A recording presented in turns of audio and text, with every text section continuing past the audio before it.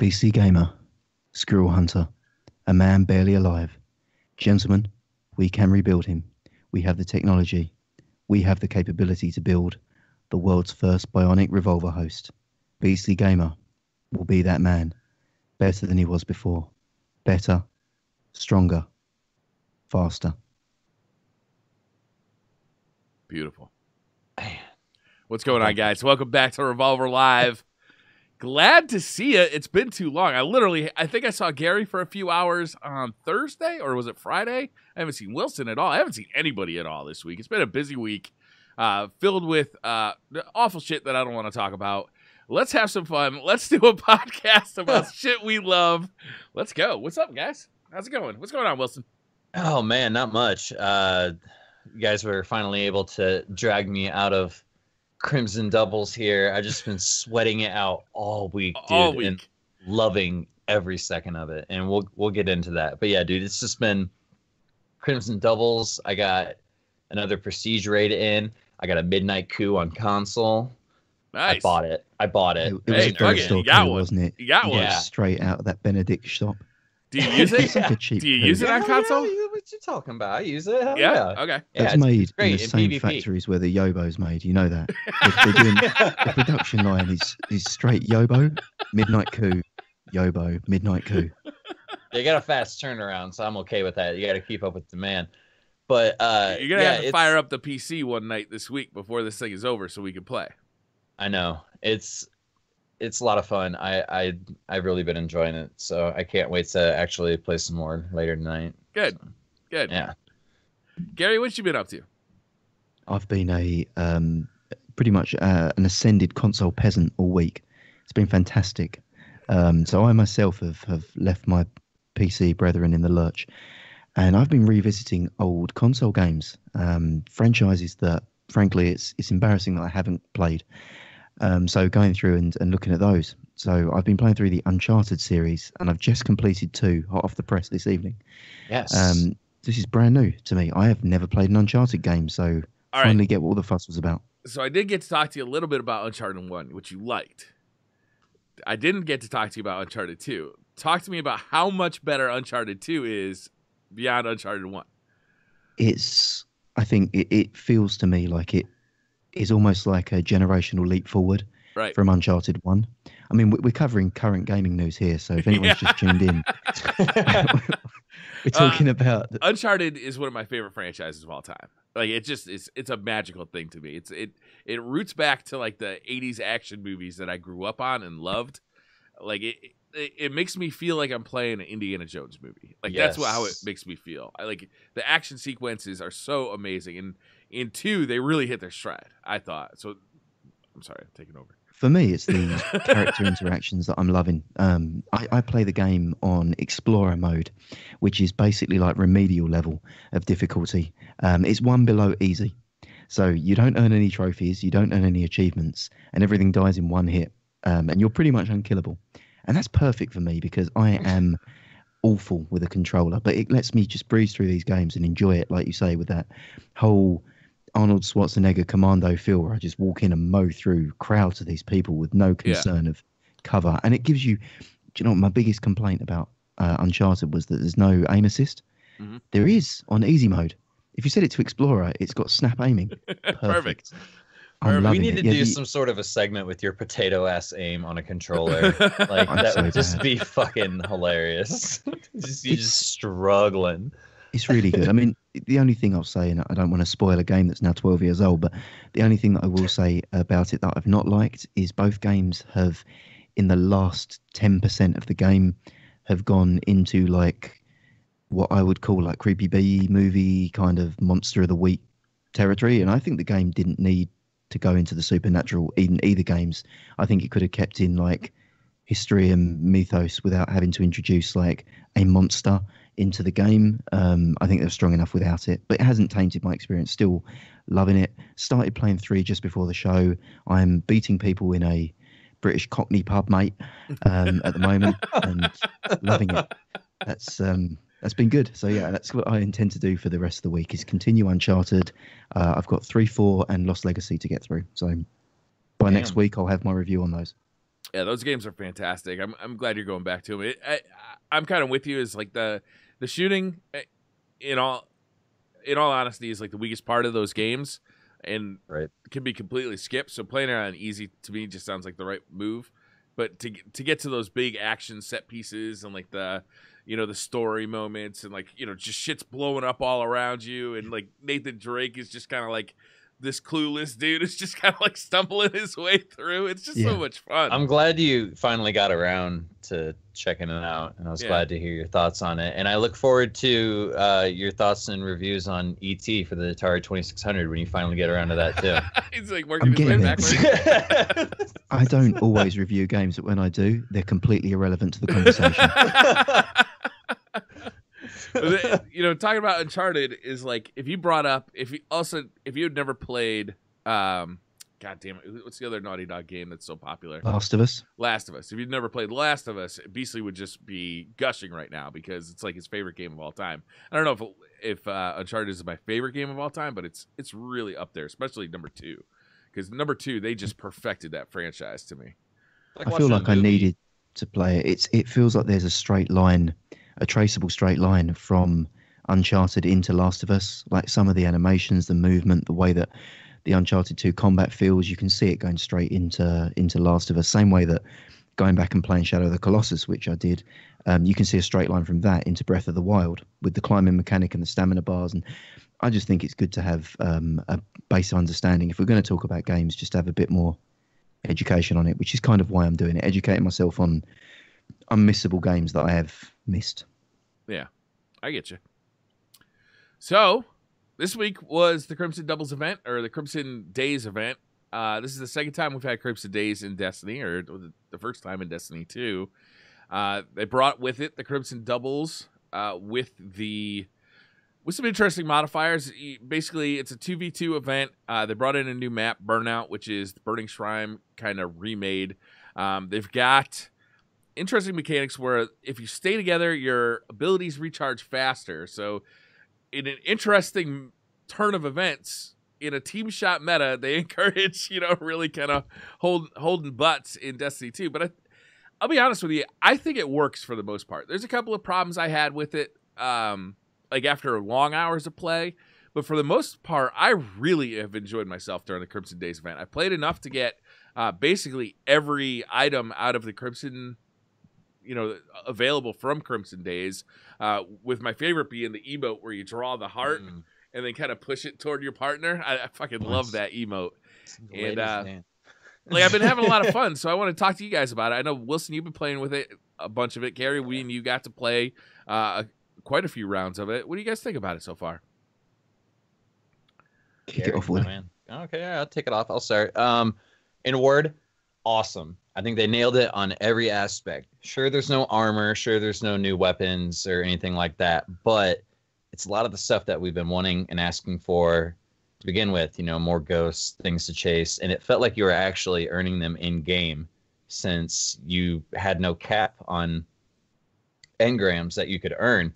Dude, they were dropping at the end of Crucible matches. I felt like I was just flying into orbit, just grabbing engrams, like just pulling them out as I was going in. And within, what was it, like one hardcore just play session of doing nothing but PvP, I had pretty much earned everything, like no problem. And on top of that, once I had earned everything and I started getting repeat stuff, I've made like 6,000. I'm up to 8,000 bright dust right now on console. Just from cashing shit in and deleting all my extras. Looking at the rolls on the Sparrows, sometimes they roll 150, sometimes they roll 160, sometimes they roll where they summon instantly with other perks. So I've been kind of going through and cherry picking all the best ones and stuff like that. What I thought was really interesting is you can't even buy these for real money. You have to play the game to earn them the way it should be. You get them from any activity, strikes, Crimson Doubles. People were getting them in the raid. When you level up, you get an illuminated engram and an event engram, which I thought was really dope. As far as the PvP event, though, that's where I've had a lot of fun. You get the little emblem that shows you your kill tracker. Yeah, that's cool. Yeah, me and fellow Rezo member Papa Bear Mars are up to over 2,500 kills apiece on our emblem, and it's That just is been kind of crazy. You've been it's like playing mostly on PlayStation? yeah, like pretty exclusively thus Uh-huh. far. And it's been a blast, man. I even started picking up hand cannons and just saying, screw it, I'm gonna use them in the Crucible and use them effectively. And I was streaming the other night, and I even had a few people come in. They were like, "Is this PC?" And like, because we were just landing those better Landing devil shots. shots on Nice. people. The Burnout map is cool, but it's really fucking condensed from the It is. original. It is much smaller, and I didn't realize it until I picked up power ammo one time and went to look at my favorite lane, and was like, "Oh, like what something doesn't feel right, man. Like this feels off." And like started looking around. I'm like, this is condensed. Like this is much smaller. Like this was a I didn't realize 6v6. that. So the whole map is just smaller than it used If you were be, to huh? if you were to literally take the map from every aspect and just condense it down, like if you had a picture of it from above and you just made the picture smaller, a little Yeah. bit smaller, that's essentially what they did. There's no sun, there's no backdrop to the sand, it's complete fall off on the outside, so people can't head glitch that hill. That's They great. made a few. Yeah, yeah, it's cool. Yeah, I guess that's cool. Since power ammo doesn't spawn out there anyway, there's really no reason to fucking head glitch that spot. So Well, the problem I always had with that spot was that it was impossible to see anybody because they were head glitching and they had the sun to their back, and the glare of the sun would basically obscure your vision. So it was nearly impossible to see anybody out there. well, there was a good strategy that you could use in the old D1 map. So if you're inside and you're looking out the right side of the map towards the A capture zone and the sun's out there, there's that nasty head glitch in that back bottom right.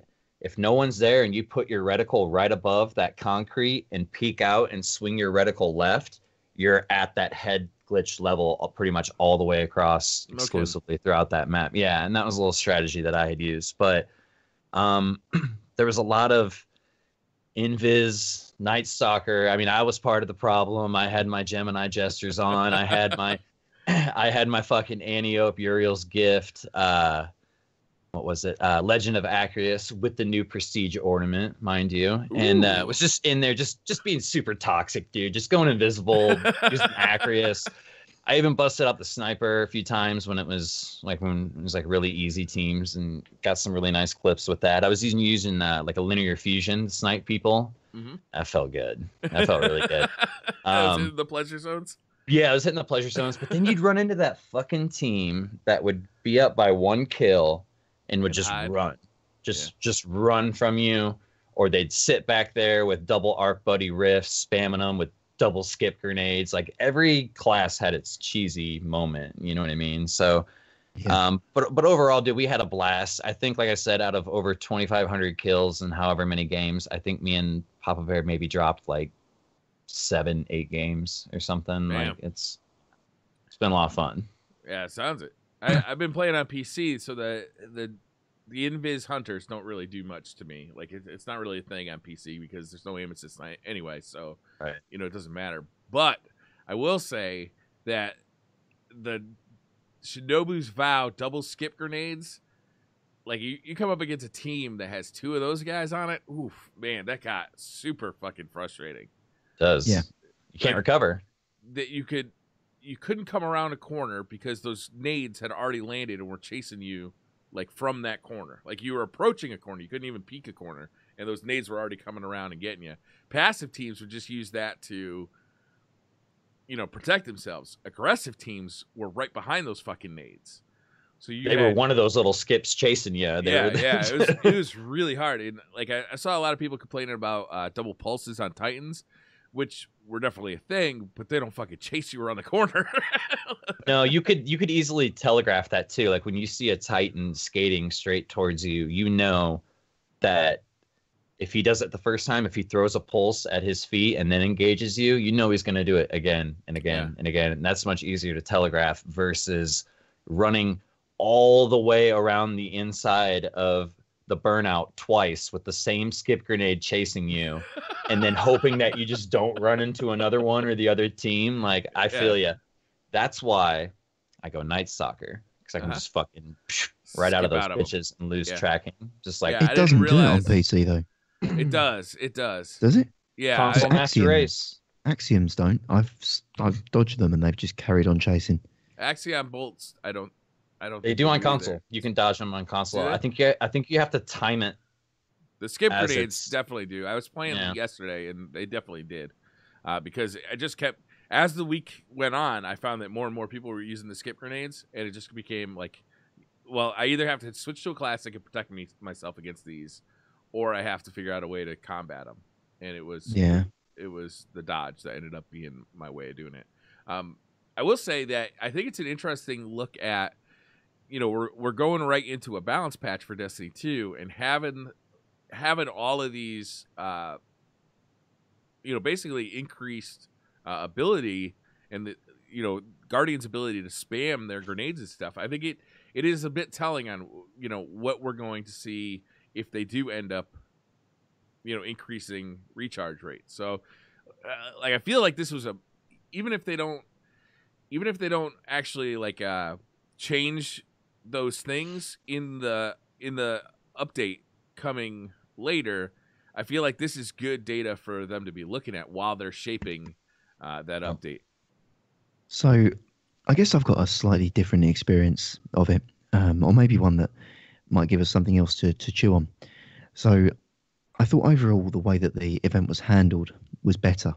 I don't think anyone's got any critiques around that. I do share the sentiment that I think that there was not enough to work for, and I think that the emotes were nice, like you say, they're fun, but without an armor set or a couple of new weapons, it was difficult for me to want to put time in there when there's so many other good titles out there. Like to attract nascent players and even players that are, still engaged in Destiny but aren't the hardest of the hardcores, to expect them to come back for emotes, I think was quite a reach. And we're asking a lot, saying, make an armor set or a set of ornaments, or make me a new 3 guns or 2 guns that I can chase. But I think they would have gone a long way to keeping me engaged in the playlists. I don't think it was a play to get people to come back. I'm sorry to cut you off real quick. That's all right. I don't feel like it was a play to get people to come back. I feel like it was a good gesture, a gesture of good faith. Like, we want to do this event right. We know it's not going to bring people back. The sandbox changes in March, or probably, or the end of May is probably what's going to bring people back.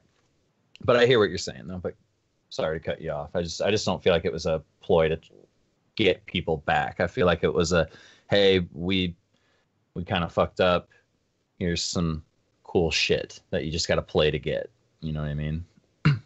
I'm hearing that a lot. The people are saying there wasn't enough to make me want to play the game. So I just thought I'd echo that thought that, sure, were emotes and shaders and sparrows really going to, we moaned that the faction rally only gave us 3 guns. And then we were largely contented, arguably, that we didn't get any guns in that event. So that's one of my takes. The second one was, I don't think personally, we can have objections around the playlist. We can say it was too spammy, or it disincentivized flanking and creative plays because, once you moved, you're on radar. That's, fair and, I guess, honest observations. What I think was that there wasn't enough of a risk made in the playlist. And in my opinion, the reason that Destiny 1 had so much individual play was, 1, power, yes, you were more powerful, but 2, there was enough people on the map that you didn't feel you had to stick close together to feel strong and powerful. There was enough people that you would roam and, generally speaking, find people in these 1v1 engagements. So especially with them introducing 6v6 Iron Banner, I thought this would have been a perfect opportunity to have, if you want to keep it doubles themed, have it 2v2v2 or 2v2v2v2. Keep it on 8 people on a map, but have them in pairs on there. And, it then becomes a multi-clash or multi-skirmish. It worked with Halo. It was popular there. There's a precedent set through Bungie on it. I don't know. I think maybe having more people roaming around doing their stuff would have led to more fun and more engagement and more opportunities for you to get that flank and that pinch and wipe a team. I don't know what you guys think. I agree. I think because that would have drastically changed the way that you played any Destiny PvP that you've ever played. There was more than one other team out there. That's really cool. I mean, that can completely change the dynamic, the flow, and even potentially the meta of, that particular PvP playlist. You just wouldn't have had the corridors where one person sits in a choke point, the other team sit on the other side of the choke point, and they spam nades at each other. It couldn't happen, because once you introduce a third or fourth team into it, there has to be movement and flow in the map. Yeah, I feel like it was more of, I don't want to say like a beta test, because let's be real, they're not going to up ability spammage to that level. It wasn't even that level in Destiny 1. I do feel like this was a beta test for the Go Fast update, when you were close to your partner and your reloads were quicker, your movement speed was faster. You actually felt like your agility was actually doing something. Yeah. I feel like this was a perfect opportunity for them to throw us an event, gather some data, because that Go Fast update is that one in March, or is that one 27th? Yeah, that one's in March. That's my birthday, coincidentally. But I feel like this is a perfect example for them to gather some feedback and crunch some numbers for data, because I know a lot of the people that don't necessarily enjoy PvP, like the actual sandbox right now. I mean, because it is possible to have fun, but people that are still having fun and realize that the game needs some changes, I think that's a perfect audience to gauge some numbers on and pull some data from, because we're having a blast. The people that are still having fun in Destiny because they're with their friends, win or lose, or even the sweats out there who want to maintain their KD, they're having a good time, but they have some good feedback to give on the game. All of them want changes. We want to use hand cannons again. And as a 1 week long event too, like, I think it was really successful. Like, it threw a different look at the Crucible that I think was different. It was interesting. If you didn't like it, no big deal. It's only around for a week. It's not something you're gonna have to deal with for the next 2 years. There was a little bit of gear to earn, but it's only a week, so you don't have a ton of time to earn full armor sets on every one of your characters anyway. So, like, a couple of emotes, a couple of ghosts, a couple of that shit was all fine to me. It was a quick 1 week long seasonal event that I thought was really successful. And I do think it did give Bungie a chance to look at, like, what if faster recharge rates look like on abilities? Would it faster movement speed look like? Like, let's get this in the hands of players. It's like Wilson said, it's kind of almost like a 1 week beta test, and similar to when we had like spooky trials. It's only a week. Like, it's just a week. Like, if you don't like it, no big deal. It's only a week. Yeah, you can get all your stuff elsewhere. I know a lot of people were like looking for something to do, like people who just don't enjoy PvP and just don't want to go into it. That's totally fine. I get it. Some days I feel that way too. And at least they allowed other avenues for people to obtain engrams, and it wasn't just, I think there's only one thing that you could only get by playing Crimson doubles, right? It was just, and it was Sparrow. one of 2 exotic sparrows. Right. And And it doesn't even matter the same anyway. Yeah, they kind of look the same. One has a thinner frame, looks like it has a lighter frame on it, but but only essentially, one of them says undefeated. like, yeah, you want the one from the end. You want the one from the engram drop, because if you get multiple ones from the Crucible and you delete it, you only get 10 legendary shards for it.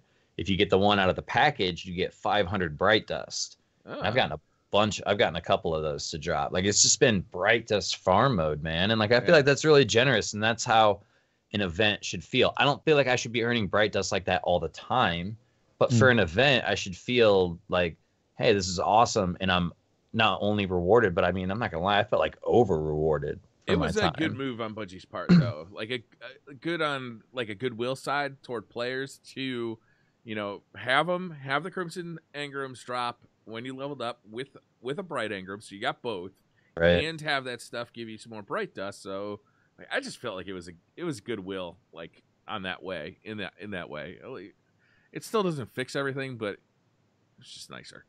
Things that I'd commend that I think maybe they could lean more on next event, that worked for me, at least personally, was the what's the word, predictability of loot. The way that there was progression journeys. Yes. So not so much the knockout, but I like the fact that they said, right, if you do the raid, you will get the Diesel Punk ornament for your Wardcliff coil. If you do the Nightfall, you'll get the Flaunt dance, the Beyonce dance. Oh. I actually would have liked to have seen that for every activity. So if you do 15 lost sectors, you'll get the heart emote. If you do 5 crimson doubles matches, you'll get this.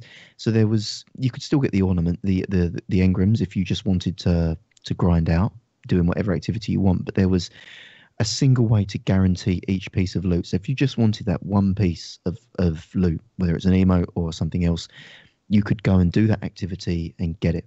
So that is something that I'd love to see. Because if we're defocusing the Eververse, which was the randomization and the loot crate grind, and we're focusing more on player progression in game, I think that 90%, if not all things in the events should be earnable, which they've done with the ornaments in Banner. There's a way to, to actually say, do this activity and get this loot. I think that worked really well. And it's a way to recycle your content. They could have put it in adventures. They could have put it in the heroic stuff on Mercury, the Infinite Forest. Yeah. Lots of things that were still untapped to get things. So I think if they lean more into that, I personally like that aspect. That'd be cool if they did kind of the same thing they do with Iron Banner and had an ornament set for the Crucible gear set, for the Crucible armor set that was Crimson Days themed, and you just had to get like 100 kills in Crimson Days, and then like one game where you had a 2.0 KD or better or something like that, and just like a checklist for each piece of gear. That'd be fun. I did like the knockout though. Like that was cool too. Because I knew that if I stuck with it, I would eventually get the thing that I wanted most, which was that heart emote. Like I loved that heart emote as soon as I saw it. Which I got dead fucking last. I got it dead last too, Wilson. I got all the ornaments, boom, boom, boom, boom, back to back to back, and then the fucking emote. I was like, all the shit, all the stuff out of the claw machine that I wanted, I had to get everything else out of the way first before I could fucking get it. But it was still cool. I enjoyed it. Because like you said, I knew I wasn't getting frustrated with, there was 8 different ghosts. There was like 6 legendary sparrows, like all this different stuff. And I just, like you said, I knew at the end of that pipeline of ghosts and sparrows that there was that heart emote.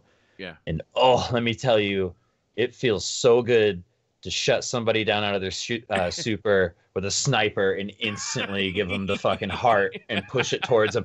So toxic. I can't help it. Good, the single ladies dance as well. Like shut someone down and you start doing that. I'm going to hotkey I think I got to do the Nightfall to get that. I'm going to, definitely. Sure, man. I need to do that. You got to get it because on stream, I'm going to hotkey that song to where when I shut someone down and my guardian starts dancing, it's doing that song. Like, it'll be great. I think that's definitely a trick they missed, though. If you're talking about the Iron Banner model, and we said it didn't need armor because it was only a week long, I think it could have been, the Shaxx armor. If there was a second ornament that was just little heart print decals on it, or something that really shitty like that, just something on there that was kind of fun. Yeah. I think that's a way they could have got away with extra. I mean, I'll never say no to more stuff for sure. Sure, yeah. But more game modes, more stuff for a week-long event. Like I didn't feel like I didn't feel if this was going to be an event that lasts an entire season and it's 1 week out of every month for 4 months, I'd say there better be some more shit to grind for because I got all the shit in 1 week and that's not okay. What do I do for the other 3 weeks? But for a limited time event, I thought it was the best live event they've done in Destiny 2 so far by a landslide. It was hell of a lot better than the original Crimson Doubles event, I thought too. Oh, I don't losing points for not enough Eververse, man. I don't know. The dawning. The original buy my loot. The original Crimson Doubles had that really big buff where like when your partner went down, like dude, No Land Beyond, you didn't have to reload glitch that thing, dude. You're ready to go, like boom, boom, like it fired like a fucking scout rifle practically. Oh, that was so much fun. I miss No Land Beyond. That's why I was using Linear Fusion. It's nothing like No Land Beyond, but in Destiny 2, it's the closest thing we have to a sniper that doesn't have like a scope on it. It just has like a normal sight. Mm-hmm. So it is kind of gives you that feeling of being able to aggressively close quarter snipe. And if you miss some body shot him, you can always just melee him like a trash can. You can just clean it up with a clean it up with a little talk to the hand from the warlock or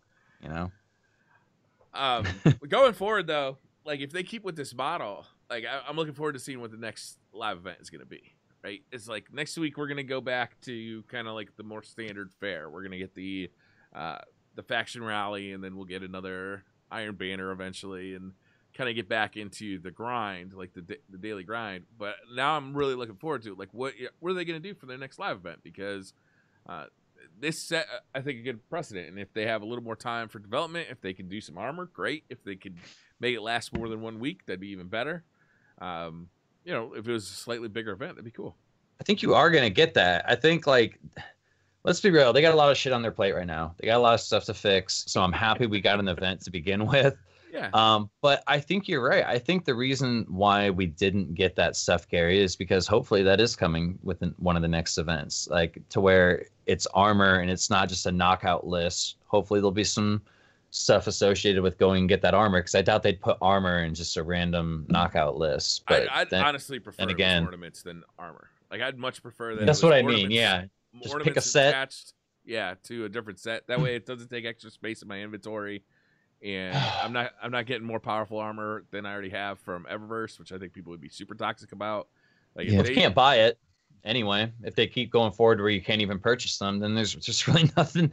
Honestly, like, if you have any complaints about this event, like, honestly, and I hate to be this way, but the only complaints that I'm even going to remotely have the time or day to listen about is if you don't care, first of all, that's fine. Mm-hmm. If you don't like the PvP, I get it. But you can't complain that you didn't get what you want because all you have to do is play. You can't complain that it's just a cash grab because you can't buy them.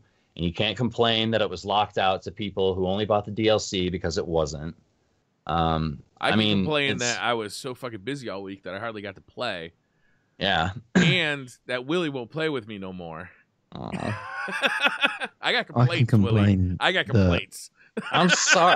I'm just gonna have to hook a controller up to the PC again because I've been enjoying sniping, man. Like, I can't help it, dude. I've been doing it for the last 2 weeks. I've been enjoying the shit out of it too. That is my. I suck at it, but that is just use a controller. That is my fantasy, man, with Destiny, and I'm really excited that they're talking about bringing snipers back. They're talking about bringing shotguns and fusions back too, and I'm like, God damn, those feel great. Like, yeah, sure, bring it on, make them better. Make every shotgun legend at the Bacchus. I don't give a shit. Let's just break the game and then go from there. Like, I don't even care at this point. My complaint about the event is that I took Briar out for a fine steak meal all evening. We played in the Crucible. We worked hard. And when I walked him home, I was expecting him to put out. I'm going to be honest. I was expecting a little action for my time. Second date, no. Gary. If you'd played with me today, we would have been. I would have definitely gotten right down in those chores. It's like an unspoken rule that you have to put out by like the third or fourth date or something like that. Yeah, like people lose interest. Got to do it second date, man. Absolutely. I went home with the bluest balls. The steak was good with Gary too. Gary was putting the hurt on some people in the Crucible doubles event. It was fun. I had a good time playing with you, Gary. It was a good time. Enjoyed it, man. Always. What do you think? Should we part Destiny for this week? Is that it? Is that the end of the podcast? All right. That's it. Should we go? Yeah. Should we go home? Deuces. Part emote. That's all we talk about. Uncharted 2 and Destiny. That's exclusively the two games that we discuss. The most topical podcast on the internet. Yeah, most current. So, should we move on? Number 2, I've got a question for you both. And this question is, who has better developers, Sony or Microsoft? Sony, hands down. I mean, do we have like a list? Can we compare? Because it's Sony. Doesn't matter because I'm a Sony brony. Well, Sony brony. Yeah. For all of you that have listened in and chimed in with your own answer, I guess, Sony or Microsoft, trick question, you're both wrong. Because they have the same developers. Say what? What? I know. Gary, this is like I'm blowing this story wide open. Do tell. Wide open, guys. Stop the presses. Stop the presses. Record scratch. The presses have a handbrake now. Really, we've got 1940s or for printing Gary, presses I guess here. it's over here. The podcast equivalent of Mad Men going on. Right, so read this week actually in a little article called The Outline, and we'll probably put the link up for the people that want to read the full article. I'm going to be paraphrasing parts of it and then seeing the guys' spit takes on it here. But what you don't realise is that there is a huge amount of work in the games industry now that is not actually done by the developers themselves. There we go. A lot of the work of the games that you consider to be favourite games or landmark titles for your favourite platform or franchise are mostly made by the same people in China. So Virtuous is the company that we're going to spend a little bit of time talking about, and the game in question is Horizon Zero Dawn, which a lot of people would argue, and you two here have played, was one of the best games of 2017. 17, was that right? Or 17, yeah, wasn't it? 2017. That's correct. One of the best games of 2017. People said they don't know how Guerrilla did it. They created a living world with creatures that felt alive and looked fantastic. The designs were amazing. Virtuous, who are a 1,200 employee strong company based in Shanghai, but 11 offices spread globally, mostly across China. They are supporting 18 of the 20 largest developers in the world with creating art assets, entire level design, character design, model design. Most developers will say now that making games today is less about building levels or creating characters and is more about building a global network of labor that supports programs, animates and designs for you. So it's managing that and pulling it all together. So the first topic that I want to get on is Horizon, the things that Horizon gets commended for, and should they, because 65 employees at Virtuous built 11 of the 32 enemy robots that you see in Horizon from top to bottom, built everything on them, and just handed them over to Guerrilla to put into the game.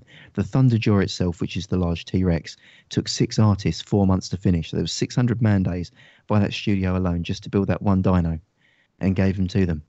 So were you guys aware at all that this was happening, that there was companies that were building the best parts of your favorite games? But it doesn't surprise me. If you want to maximize efficiency and get as much done as you want to in anything, you have to outsource. That's all there is to it. It's the same thing with glass blowing, collaboration pieces, 2 people working on a piece. You take your strongest assets and play off each other's strengths. You know what I mean? And in the end, you put out an awesome product. You know, like, I had no idea that this was going on, but it doesn't surprise me one bit. I feel like there's a few studios who could probably take notes from this, so to speak. That'd be. Well, I mean, going back to your point around the collaboration and the glass blowing, whose piece is it? So let's say that you've got a great idea for a pipe or a piece, and you send it out and you get all the parts created from 12 artists and you put it together and it becomes Hadouken Glass's centerpiece for 2018 that gets awarded left, right and center. Is it your piece? No, and I'm glad you brought that up because that's actually something that I wanted to touch on. They should definitely be given more credit for it. When you do a collaboration, an art piece with someone, it is Gary Diaz, then you put an X, Hadouken Glass. You know, it's Gary Diaz and Hadouken Glass that have done this piece. It has now become everyone's name who had a part of it on it. And that's a good point because I feel like these guys should probably maybe get a little bit more credit than a little ... at the end of the game that nobody watches because they gave you the option to skip it in every game now anyway. They should start doing it to where you can't skip it and they got to start putting cool shit at the end. So that you know if you watch the credits... You're going to do the Marvel movie thing to me? Yeah, why not? Because why not? I'm sick of watching credits. I don't give a shit. Credits. I know you got popcorn left, motherfucker. You went and filled it up twice. I ain't got no popcorn left. Yeah, I got 2. You filled it up twice. I got 2 teenage boys. All that popcorn's gone. To be honest, from an hour into the movie, I'm just trying to take a leak. I'm just waiting for the credits to roll so I can finally Can we leave this theater so I can go to the bathroom? Did you see the size of that Diet Coke I just drank? Every movie. It was like 2 gallons. That's when the credits go, you go do your thing, and by the time you come back, you're walking in the theater and you don't even give a shit where your seat is at that point because you're already there. You're already there, and what's happening after the credits is happening, and then you just stand there really awkward and wait for your family to find you. So talking credits, right in the hallway, just stand there all creepily in the corner like you work there. Maybe throw on a black shirt. Great single line there about the credits. So studios say that it's unavoidable not to use asset farms. in modern times. So Super Mario 64 had 32 total humans touch that game. So that was it. Super Mario 64 made by 32 people total from start to finish. That's how many people touched that game. Yeah. Horizon Zero Dawn, they put the credit roll on YouTube. It's 34 minutes and 34 seconds to run the credits for everyone that worked on Horizon Zero Dawn. So you can see how many people were involved in bringing that game together. And what's interesting about it is, I'm just going to list the studios here. So is it still a guerrilla game is the question here. And should Sony still be applauded for what they did? So the people that worked on Horizon in terms of studios, 3 Lateral Studios in Serbia made the character models and facial animations for the humans. Territory Studios, a design company in New York, they did interface design and UI. Audio Motive in London did the motion capture. Coco in Redcliffe, Brazil built the models for the robotic animals that weren't built by Virtuous. And XPEC Art Center in Taipei built the environmental assets to fill the world. I bet all these people are the best at what they do. And that's awesome. That's how you get good shit done. That's why I feel the way I feel about that game. If 32 people had worked on Horizon Zero Dawn, I probably... it'd probably be a 2D side-scrolling indie game. Probably take 30 years to make. Yeah, exactly. It'd be like, what's it, the Duke Nukem game everyone's been waiting for forever? Or just, or Half-Life 3. It'd be like Half-Life 3. We're waiting for it. It's never coming. I got a different perspective on this than Wilson does. Is that, I think everybody should be credited, but there's one person who is, or one group who is the idea man, right? Is like, you built the 3D models for the creatures that I designed, right? Is I designed the 3D model, or concept artist. We did the concept, right? We sent that to you. You fleshed it out. You did the 3D modeling. I designed the characters, again in concept art, and then you put faces on them. You actually designed them in 3D. You deserve credit, but you're not the sole proprietor of the idea. Right. It's like all the ideas are coming from one central location, right? They're all, it's like a pyramid. Is at the top you've got Guerrilla Games saying, okay, here's our idea, here's our vision.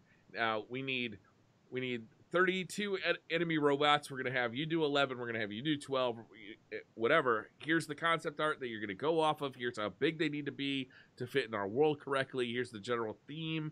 Here's, then we need a sound artist to make noise for them. Here's what we're going for. It needs to sound, a little bit like a dinosaur, but also mechanical. All those ideas are coming from Guerrilla Games from the top down. So yes, Guerrilla Games did create the game, right? And they used a bunch of outsourced labor to get that final thing done. If Wilson makes a piece of glass, he's got this idea for a piece of glass that, it's going to take seven different people to make a specific piece of it. It's still a Hadouken glass design with the help of, it's if the idea came from Wilson, and if he then outsources, I need this specific type of glass blowing to get this piece done. And, I got 6 really intricate pieces that all need to be done. And I know exactly the 6 people to do those 6 pieces. But in the end, it was your idea. It was your concept that brought it all together. And it never would have happened if you didn't make that happen. Right. Right. So you want more credibility to the person who curates the idea. Everybody deserves the credit. Everybody deserves credit. If you made 11 of Horizon's robots, I think probably in the credits it should say which ones. I mean, the issue is where's the talent in that exchange? Because I could tell you, there's talent on both sides. Well, I could say to you, right, if I'm going to design an iPhone before the iPhone was invented, I could say to you, wouldn't it be good if you could take all those CDs, right, and put them on a little machine that plays them? So go away and build me that. Like, who then has had the idea really to do that? You've come up with like back of a napkin in a bar kind of concept, and someone else has the creativity to make that happen. In technology, game design, how difficult is it to animate and create a robot from a piece of concept art to make something that's 3D fully fleshed out? Have you ever seen the Transformers movie, Scary? Yes. Well, there you go. It can be pretty hard. it can also be pretty hard to tell what the fuck is going on in those movies when you see them and you're in your 30s. I was waiting for in 3D. You can't tell what the. I'm like, I'm too old for this shit. Why didn't I just see it in 2D? But no, seriously, I think it could be really hard because when you're talking about art, and I'm no expert on fucking art. You could even argue that what I do isn't even art. You know what I mean? But I could, and I will. And let's go there. But it's all about the medium, and that's very important. Some person can be extremely talented at conveying their ideas on a 2D piece of paper and know fuck all when it comes to picking up a mouse and keyboard to do that digitally. You need these different avenues. And that's where it's completely different than what I do from an artistic standpoint, is that again, it's bringing the best of the best together to work on their strengths before. And this isn't always before. There's a lot of people that can come up with these ideas in their head and bring them directly to a 3D representation. But there's a lot of people that are better at doing it on paper. You know what I mean? Or even just doing it on 2D, even with mouse and keyboard or, the little touch pads with the pens, Lay's Summerstone, the Watermelon Exo comic drawer, is fantastic with that. He's got that little pad that you can draw. The graphics tablet. I love watching him stream because it's some of the coolest stuff ever. You have like that Bob Ross moment of like, why did you put that there? Oh my God. And then like later you're like, oh, saved. That looks so awesome. Like, and that's just the whole thing with like art. I think like if you were to want me, like I could be good at drawing on paper, and then if you wanted me to take it to a 3D model, I wouldn't know what the hell I'm doing. If I spent all my time studying 2D art drawing and then I get thrown into a game environment, and they ask me to do 3D, I'm not going to know anything about it, but I might be better at coming up with ideas than the guy who's doing it in 3D. You know what I mean? Even if you are good at 3D though, like you don't necessarily have the time to like flesh out 32 robots for Horizon Zero Dawn, so you got to get some help with that. And, the alternative to using somebody like this company would be for every game, you're going to have to hire, enough people to do this. Let's say it's, 100 animators to design robots. And then at the end of the project, once the robots are designed, you got to fire them because you can't keep them on all the time. Frequently, right. Companies scale up during crunch and then scale down when the game ships. Like that happens quite often. Konami. Well, most companies, it's pretty common in the industry. What I found interesting in this, and the reason I wanted to bring it up, a couple more points before we move on, is just how partisan people are around saying, well, Sony's got all the best developers, so Sony's got the best games, the best people making games. Well, to be honest with you, you're getting games from talent that you don't even know about. They're common. Some of the Gary, games. The guy who, going back to your iPhone thing, the guy who comes up with the idea for the iPhone and the guy who puts it together, the guy who puts together the iPhone might be putting together the iPhone, the Samsung Gear, the 7 other different phones, but there's something special about that iPhone, right? Is that makes people want them, right? Like I don't know what that is. There's something about it. Apple's got some kind of magic that makes people part with obscene amounts of dollars for a phone that does somewhat less than the competition. That there is some magic that comes from the top just because you're the guy putting it together, because you're the guy assembling it. I don't know. Somebody's got to be the face of the product. Would you want me selling your fucking new iPhone? Look at me. I fucking look like I just woke up like an hour ago. Like you wouldn't want me. If I had the idea, I'm brilliant, I'm messy, I'm a genius. I have this awesome idea for a new phone. If you came to me tomorrow and said, check this out, I designed this. It's called the Willy phone.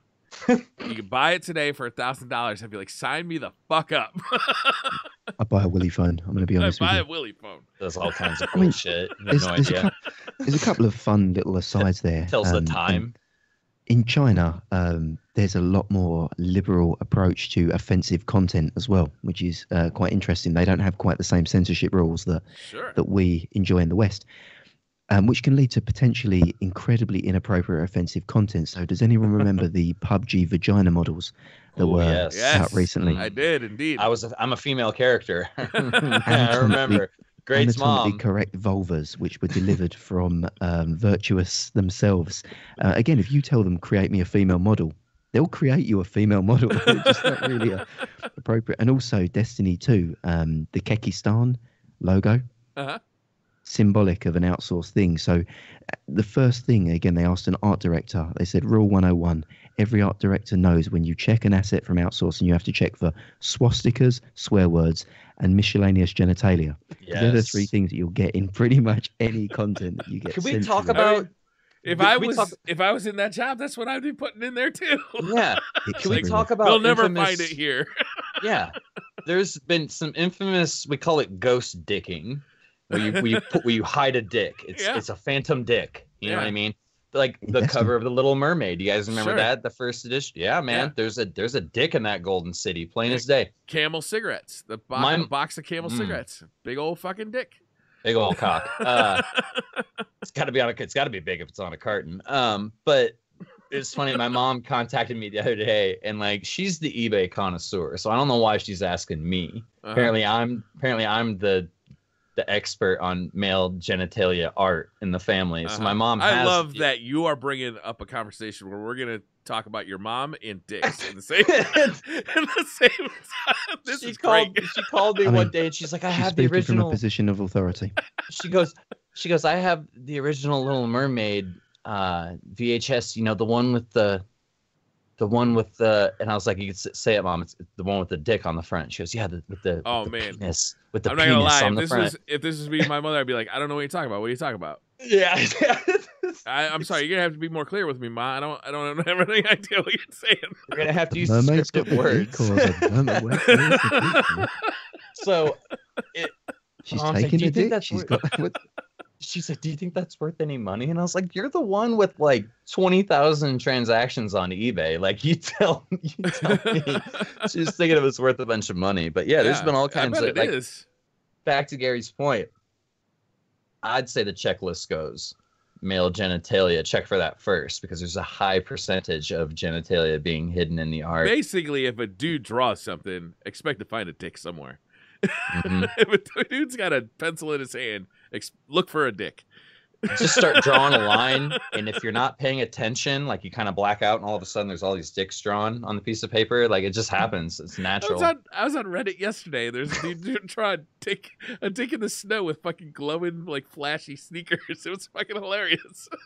Was this the username Gary_Diaz? He's wearing a tracksuit. Yeah. Is it a Mass Effect tracksuit by any chance? Because that would be my jam. I mean, on the topic, all about the dick art in our comments section for those who don't know. These guys, these outsourced labourers, back to the topic of them drawing dicks, they live a good life drawing the dicks out there. We talk about, you know, the games industry in the US and Europe being like incredibly difficult to work, like these guys crunching like 100-hour weeks. In China, this is just a standard white-collar desk job. Like, they turn up at like 9, 10, they go home at 6, maybe 7, and it's seen as just a standard work week. If they get asked to do overtime, they're paid for it by the client. It's not the same culture. So probably a better job than we're actually working at the developer. They see it as a long-term way to move into software design. You know, yeah, to them, they like, you know, the guys that work in the industry are very, very happy doing it, whereas games developers themselves in the West are really unhappy with the job, the stress they get. You know, these guys don't get angry Destiny fans telling them to go fucking kill themselves on Reddit if the event isn't good enough. You know, they draw dicks and send them to Bungie, and then they just happily go home and enjoy it. Talking about dicks, actually, we have not had an ad read from Bag of Dicks for like now's that time. Segue. 3 weeks, and I think that we need to transition into our new V2 ad read. We're going to trial it tonight. We're going to see how it lands. So everyone here in chat, pull my pants down. See how it goes. Launching Bag of Dicks V2 alongside Revolver. So, ladies and gentlemen, the Revolver crew are pleased to announce our sponsorship from bagadicks.com and want to take a few moments out of our day to spread some of the veiny gospel your way. Bagadicks.com offer an anonymous mail order service where you can send anyone you desire some purple-headed yogurt slingers, much like our very crew. The dicks come in all shapes, sizes and colours, including my favourite, the box of singing dicks. Side note, we've had to temporarily suspend the upcoming Beastly Gamer edition due to unforeseen issues in shipping. I mean, that is until we can find a courier that specialises in handling oversized goods. Unfortunately, we can't offer you that mighty Atlanta Anaconda, but you can use code Revolver Live to save 20% off any order on the site. That is code Revolver Live, all one word, to save 20% off an order on that site. If you're 100% convinced about the perfect marriage of penis and confectionery, then alt-tab your browser, close your Pornhub window, and head immediately to bagofdicks.com and remember your Revolver Live promo code. Every day we stray further from God's light, but hey, at least there are bags of dicks here for us in the shadows. Enjoy yourselves. The Atlanta Anaconda. That's what we've got. I love you, Gary Diaz. That was V2 of bagofdicks.com. Code Revolver Live to save 20%. Ladies and gentlemen in chat, Gary Diaz. Gary Diaz. The Atlanta Anaconda. The Beastly Gamer Edition, we have tried to get it shipped, but we just can't find a courier who can handle a package of goods that heavy. Yeah, I heard that, what was it, USPS, their large flat rate boxes, even they were like, no, we're losing money. Yeah. Yeah. Ironically, you can get like multi-packs of my edition in that box, but no one's buying them, you know? Never mind. Lifetime supply in a small flat rate box of Gary Diaz size. No. And half of the box is just packing filler in that one. Just bubble wrap, man. Oh, no. Atlanta Anaconda. Dude, that is meme worthy. Oh, That's what good it's job, called on the Gary. street. Yeah. Well So done, man. to park my topic and to move on to our next, basically Sony, Microsoft, they're all using the same developers. So let's hate on them less and just enjoy the games that you enjoy more. Or maybe we're just hating on the wrong people. That's Ooh. true. Ooh. Hate on the outsourcers for not Misdirected putting enough anger. dicks into your designs. Misdirected anger on the internet. What? I got a topic. This week, PlayStation announced a price drop for the PSVR down to $200 for certain packages. So I believe the package comes with the headset, a camera, and Gran Turismo, whatever the newest Gran Turismo is that has Sport, which has a VR mode in it. They're going to have other packages that are more expensive. They'll come with other games or the PS Move controllers. But for $200 for an entry-level price, this comes on the heels of Oculus Rift being sold over the holidays for about $350. I think you can still find it for that price in certain places. The price of VR is dropping. Yes. Like, it doesn't seem to me like this is a play. I just want to say this to kind of like put this fire out before it becomes a thing, is that it doesn't seem like a play to try and get these off of store shelves because they're going to stop making them. It does seem like they want to, make this a mass market type of thing. The PlayStation VR has been very successful. It far outsells either the Oculus Rift or the HTC Vive by a long shot. It hooks up to a console that's much, much cheaper than a home gaming PC, and it's a good device. Like it really is. It's a comfortable device. It looks good. The resolution of the headset isn't as good as the PC stuff, but like it works. I think this is a good play, guys. $200, man. That's a low barrier. You know what I'm hoping comes out of this? I hope that other companies are like, shit, we got to follow suit. So we need to drop our prices as well, because I am holding out for a Rift. Just simply because of PC. Personally, I think if you're going to go VR, I think PC is the way to go. I think you're going to have a plethora of games come the end of the year. You're going to have way more of a variety of games. You might have more polished games on PSVR, though. You got to watch out for a lot of indie stuff. Not really indie, but pre-alpha type stuff that you're buying into on PC. You got to watch out for that kind of stuff. But, dude, VR...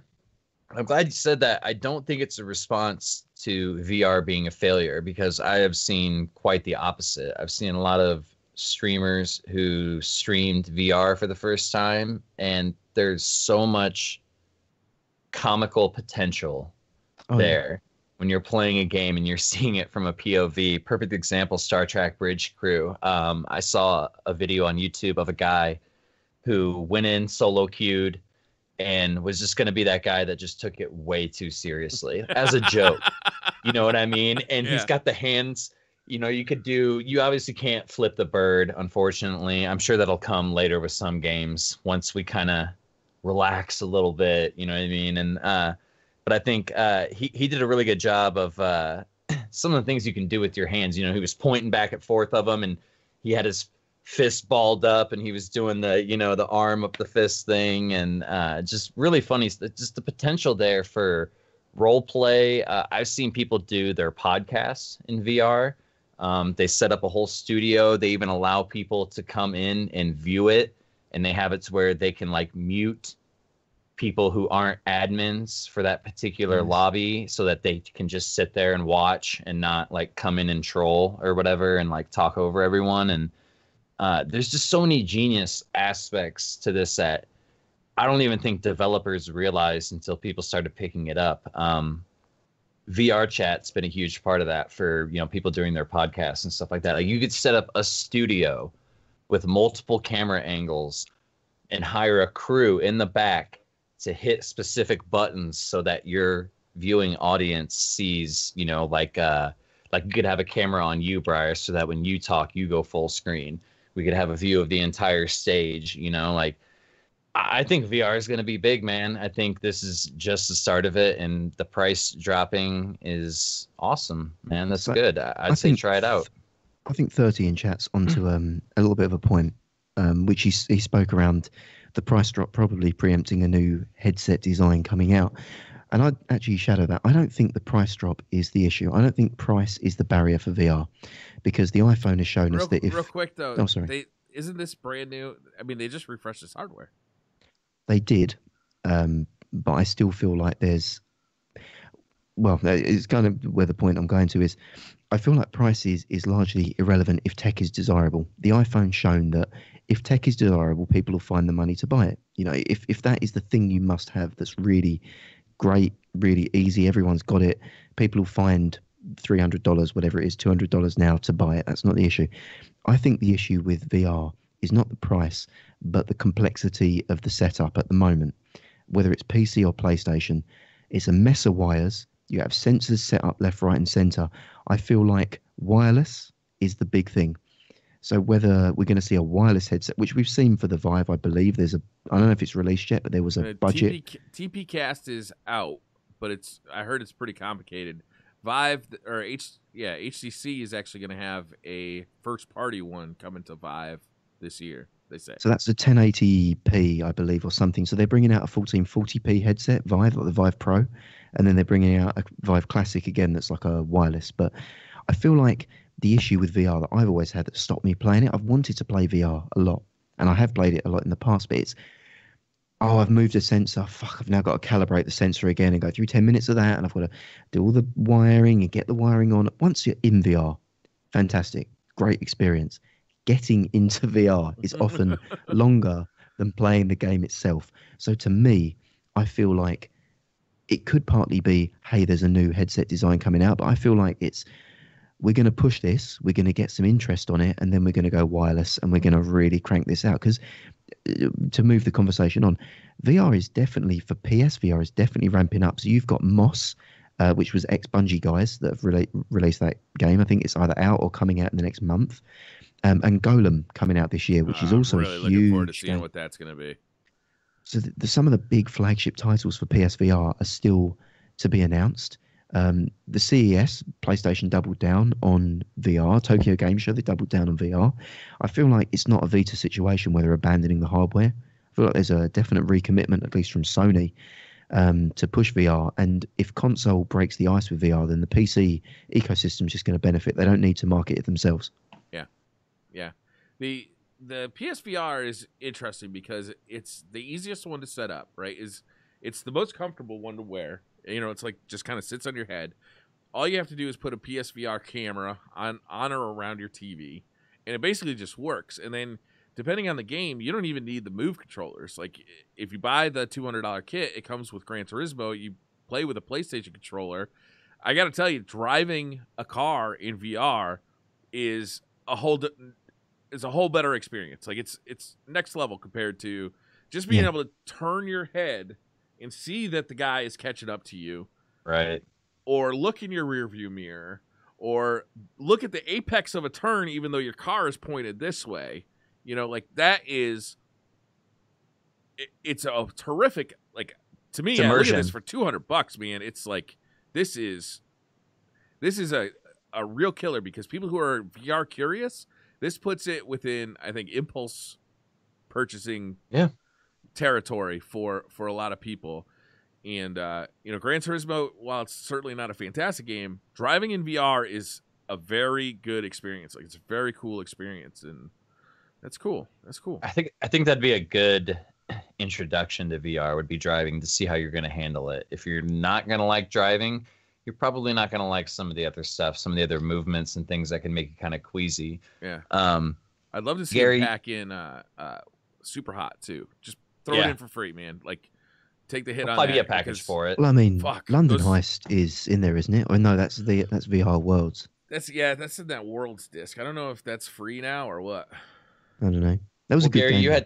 you had talked about how it's kind of complicated to get set up. I mean, looking back now, it's not complicated. It's kind of, I don't want to say it's apple and oranges, but it's in the same realm here. You know, when the original Wii came out, and you're like, wait a minute, there's a sensor bar? What the fuck do I got to do with this thing? Oh, I have to go into settings and choose top of the TV, bottom of the TV. It was a turn off at first, but now those kind of things, like when something's new and being introduced, or an introductory product or whatever, at first it can be a turn off, but people will get used to it. Like, I really think VR is going to take off to where you're going to see a huge amount of it in a lot of households, and you're probably going to see a majority of those people who might not even use it for gaming. You know what I mean? They might use it for something else. Like, I mean, I heard about Pornhub's got a pretty active VR section, and yeah. I mean, podcast over. I got something to do. It's bad though, because every now and then to that service. You get never even heard that it happened. I didn't know you could access it in VR. You gotta be careful, because every now and then you get that behind the ass dude shot, and in VR that is not good. I want to be VR sperm shooting out and taking that journey to go and inseminate an egg, fertilize an egg. I want that to be my VR experience on Pornhub. I think that at the beginning of Look Who's Talking, that old 90s movie. It's a racing game. I'm racing all of my little sperm brethren to be the one who finally. I've said several times, man, that Google Earth is my killer app. Fucking Google Earth, I love that. I still see it so much. Amazing. But in terms of setup, I think, talking to your point, Wilson, the PSVR has got it right in terms of trying. If you could get that wireless, you'd really be cooking. If you could take it out of the box, put it on your head, and it works. The problem with the Vive and the Rift, not so much the Vive, because the Vive, you set up the sensors and you leave them, you don't touch them. Yeah. The Rift has got movable sensors that, unless you're strapping in place, you are calibrating them every time. And what you have to do with room scale VR, which isn't the PlayStation is not room scale, you have to define a safe space. It sounds like a liberal. You have to create a safe space for yourself. Avocado. Oklahoma. Exactly that. So you're creating a virtual world around yourself, which is, you know, if you walk out of here, you're going to fall over or bump your ass or go out a window. The issue is that you have to kind of redefine that and things, which is something the PlayStation doesn't have an issue with. You're adding layers of complexity on the PC that you just don't have. I think the PlayStation's kind of nailed it there. I don't own a PSVR anymore. I own the Oculus. But when I owned the PSVR, it was infinitely quicker to pull out, strap on my head, and then sometimes the camera would say, just like, hold it in front of the camera. Yeah, you're good now. Put it back on your head. That was it. That was as deep as it got. But then again, like you say, if you turn away, it disappears. You couldn't leave the room. So it was less immersive. So it was kind of, you know, apples and oranges. It was what it was. I played a couple of games that they do allow you to turn all the way around, and I've been surprised at how good it is at tracking stuff. Like, even if your back is to the camera. Like, there's one game, I can't remember what it's called, but it's like a shooting gallery game where you know, basically standing with a pistol in each hand, you're just trying to shoot stuff. And there's been a couple of times where I've been back to the camera. I've been like, I can't believe this is working. It wasn't perfect, but it worked. Yeah, there's a move few people controllers I've as watched well. You know, that have been playing games, and all of a sudden they'll be like, "Okay, I gotta take a quick break and get something to drink," and they'll take their headset off, and they'll be like, "Oh my god, I'm on this side of the room! Like, what the hell?" Like, and it's super interesting to watch. When I stream VR, like I don't have a mic that goes in front of my mouth yet. That's one of the No. things I got to get because that is absolutely necessary. So I put a microphone, a Blue Yeti microphone, in the room. I crank up the gain so that you can hear what I say. But it's like during the course of VR, I've wrapped be that off cable somewhere, yeah. around my leg 3 times. I have no idea which direction the camera is anymore. So like you're basically just looking at my bald spot for 20 minutes. Part of me feels like VR is definitely here to stay this time. I don't think it's going away, but I actually think we're going to see more social innovations with it and different variations. So the AR stuff that I've seen out, without derailing the conversation too much, I feel like that's a really interesting area for development, where you're still in your world around. There's still the TV in front of you, but you might have HUD elements on the glasses in front of you, things that, you know, inform you on the game. You know, if you were playing, say, an Iron Man game, and you were, you know, flying the suit around, but in your HUD you had, like, you know, the whole Jarvis screen going on and all that crap. That to me, I think, is a good way, because a lot of people, another reason that VR maybe hasn't taken off in the same way is it's a very personal experience. And a lot of people like to play games socially, or even if they're not playing it socially, they might have their wife or their kids in the room. You know, they still want to be present in the room. They don't want to be, you know, I'm away. So I think that's a detractor. Very conscious about that in the last week. I've really wanted to spend as much time as possible with my wife. So what I found myself doing is playing more games down in my living room. And it's like VR is just not going to happen down in my living room. It's really like I want my own space. I don't want somebody coming up behind me and, like, you know, tapping me on the shoulder, because it just scares the shit out of you, because you're completely isolated in there. Like, you know, so you're right about that. It's very personal experience. I feel AR, like as we move forward with AR, hopefully, you know, like the newest Vive, the Vive Pro is going to have 2 cameras in the front to hopefully give you stereoscopic vision. Intel's got new glasses coming out that actually project right into your retina. Like an image right into your retina. Fantastic. Yeah. I'll be the first guy to test that out. No, yeah, I feel like that's the future, though. I feel like that's the future, though, man. I see, maybe not anytime soon, but maybe within my lifetime, I seeing about as many VR systems being in people's homes as landline telephones in the 90s. Like, I feel like it's not just going to be for gaming, man. I feel like we may even get to a point to where some people love to come home, hey wife, hey honey, how was your day, blah blah blah, and then they just plug in, and then that's it. Well, there's so much uses. Like I saw one company is doing home tours, so you can go and check out a house that's anything, you know, like a realtor can do like a video, like a 3D video thing of a house that they want to put up for market. You put on VR, and then you can tour that house virtually. It could be across the country, and you feel like you're in it. You could feel the space between. You can look at a picture and see a room and say that looks spacious, and then go into it and have a completely different vibe. If you're actually able to virtually transverse those dimensions of the room, you could say, yeah, this will work. But I see it a step further. AR, like there's AR applications right now from IKEA where you can take a picture of your room, or you're showing video of your room, right? You're looking through your phone and it's doing video. And then you can place IKEA furniture in that room, and it's like, it looks like it's there in your, so like you know, all this stuff is going to come together.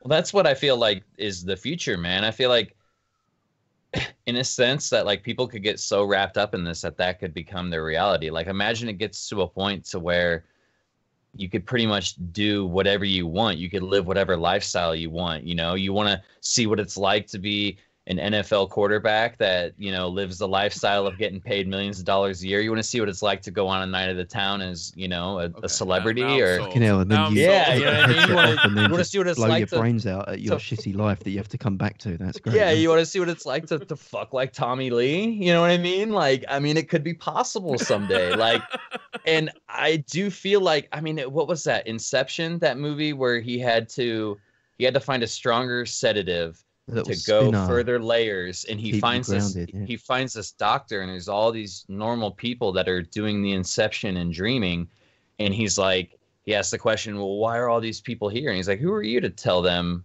what they're allowed to do? This has become their reality. If you could do anything you wanted to, and you can't do that in the real life, you're going to want to spend as much time possible. I could see VR like completely taking off in a direction that could be really good, but could also be kind of fucking scary in a sense soon. I'm not being doomsday or anything. If you put the old Tommy Lee vision on, the illusion is very quickly broken when you look down and you see what he's packing. It's just like, no, not me. Not me. You go to grab it, you just whiff air. Yeah. No. Oh, yeah. I can't drive a speedboat with it. No, I'm not Tommy Lee. No. Well, I mean, like this is the beginning, though. Like I've said before, who looked at the first cell phone and said, "Someday you're gonna watch people fuck on that"? You know, like that's a quote directly from fucking Joe. Right? Like nobody saw this coming. This is introductory VR. You know what I mean? I've heard people say that where they go to throw something and they're like, "Man, if they could do weight, like resistance, you know what I mean? Like to throwing something. Like this is the first. You know what I mean? Like you look at the first phone, the first car, the first video game console. Right. This is the Motorola brick phone of VR right now. This is the we haven't gotten anywhere near the iPhone yet. Yeah, this is the Zach Morris phone. Yeah. To be fair, like I still think that you were talking about the idea of feeling the presence of space. That to me is why Google Earth is so fucking awesome. Is because I can go somewhere and I can feel like I'm there. I can go to the bottom of the Grand Canyon, and when I look up, it's to scale. Everything's there. It is mind blowing when you think about it. We talk down and talk shit about it and call it the Motorola brick. PSVR? They got to get that on PSVR. It's not. They got to get it on there. If they did, that'd be huge, man. And they got to get fucking VR Google Sky in there. I want to travel space. I want to see that car that Elon Musk put into space. Can we talk about that for a second? Not to derail the conversation real quick. I heard that. But that motherfucker's got so much money that I have decided that the solar system is like a child's playpen to him. That he's like, okay, y'all need some shit in space. That's cool. But I'm going to throw a fucking car on the front of it with a mannequin in it, and I'm going to send it to Mars just to orbit Mars because I can. But I'm going to make it do a bunch of fucking selfies. Amazing. That is amazing. The coolest thing ever. That, like, literally, that guy has so much money that he's just like, fuck it, I'm bored. We're going to make an awesome car orbit Mars. Like, yeah. Well done, sir. Exactly. It's like, that's amazing. I can't believe well you did done. That. I mean, I still think he should have been more audacious and put like a giant dildo orbiting like Mars just because. Why couldn't you, like a 12-foot dildo? That would be an awesome way to deter any sort of intelligent life from coming through. If they're coming into the town, they're like, dude, we've been getting signals. We found this thing that they call the Voyager that has their whole history of mankind on it. We can't wait to meet these people. And then right before they get to Earth, they see a giant dick and they're like, nope. Oh, forget it. Get these guys. Yeah. No. They're like, they pretend like they don't even see you at the party. They don't want anything to do with us. Like they're drawing dicks in space. Everybody likes a good dick drawing. It's fun. You think that's even universal? aliens? Wait, you don't think they don't have male gender? Aliens don't have male gender? I don't. I would assume that, and they got a pencil. I would assume there would be no gender. To find dicks. I would assume there'd be no gender, that they would just reproduce. Why are you assuming no gender on aliens, man? That's because why would you want to do all the messy stuff when you could just produce your because the messy stuff is the most fun, Wilson. Maybe it's more fun to travel the universe and see all this knowledge and stuff than to try to get your dick wet. I doubt it. If there's aliens, they must have fucked somehow to make the little aliens, and whatever they used to fuck, they're drawing. It's a fact. I thought I was reeling you in there, but you know what? You convinced me. You're right. That's why they're coming here to begin with. Oh. The Earth looks nice, but how's the fucking? Right. Yeah. And that, ladies and gentlemen, is why PSVR has dropped to $200. You can thank Elon Musk. Every goddamn time. Every time. Make sure you tweet him and say thank you for bringing down the price of PlayStation VR. I don't think you need to tweet him. I'm sure he's watching right now. This is one of his weekly rituals. My favorite was when he tweeted out a picture with the reflection of Earth in the rearview mirror, and it was a flat Earth, and he's just like, "What the fuck?" Yeah. It's great. He's attractive. Perfect. He's smart. He has money and he has a sense of humor. I'm convinced that he is the pinnacle image of what every man should strive to be. He is all of our alpha male. Oh my goodness. All right, what's next? Call of Duty, Next. Briar. This one's yours. Call We of have Duty. to This design was the in next mine. card.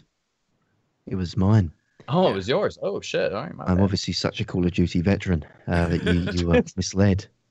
So yeah, this is open to us, but it's also open to chat and anyone listening now and wants to leave a comment.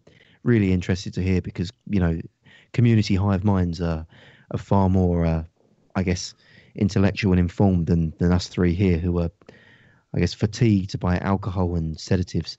So the question here is designing the next Call of Duty. What would get you excited about the franchise again? So a few things to set the flavour.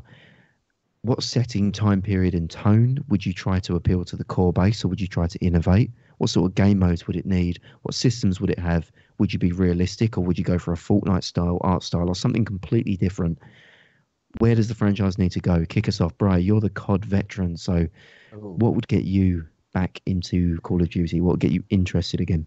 I think that the kind of the tried and true like 4v4, 6v6, 8v8 has kind of seen better days at this point. Like I think one of the things that's happening in Call of Duty and Destiny and like all these more traditional PvP, games is that, there's this new thing out there and it's absolutely fresh and it's absolutely super fun. So I'm going to go with a 1980s action movie theme, right? It's going to be, do you remember, did you guys play Black Ops 1? No. Yes. Black Ops 1, like the first half of that game was kind of like this, like Vietnam era, like all the guns were Vietnam era. So you had like very kind of, like they were the guns of modern day, but they're just a little bit older, a little bit raw.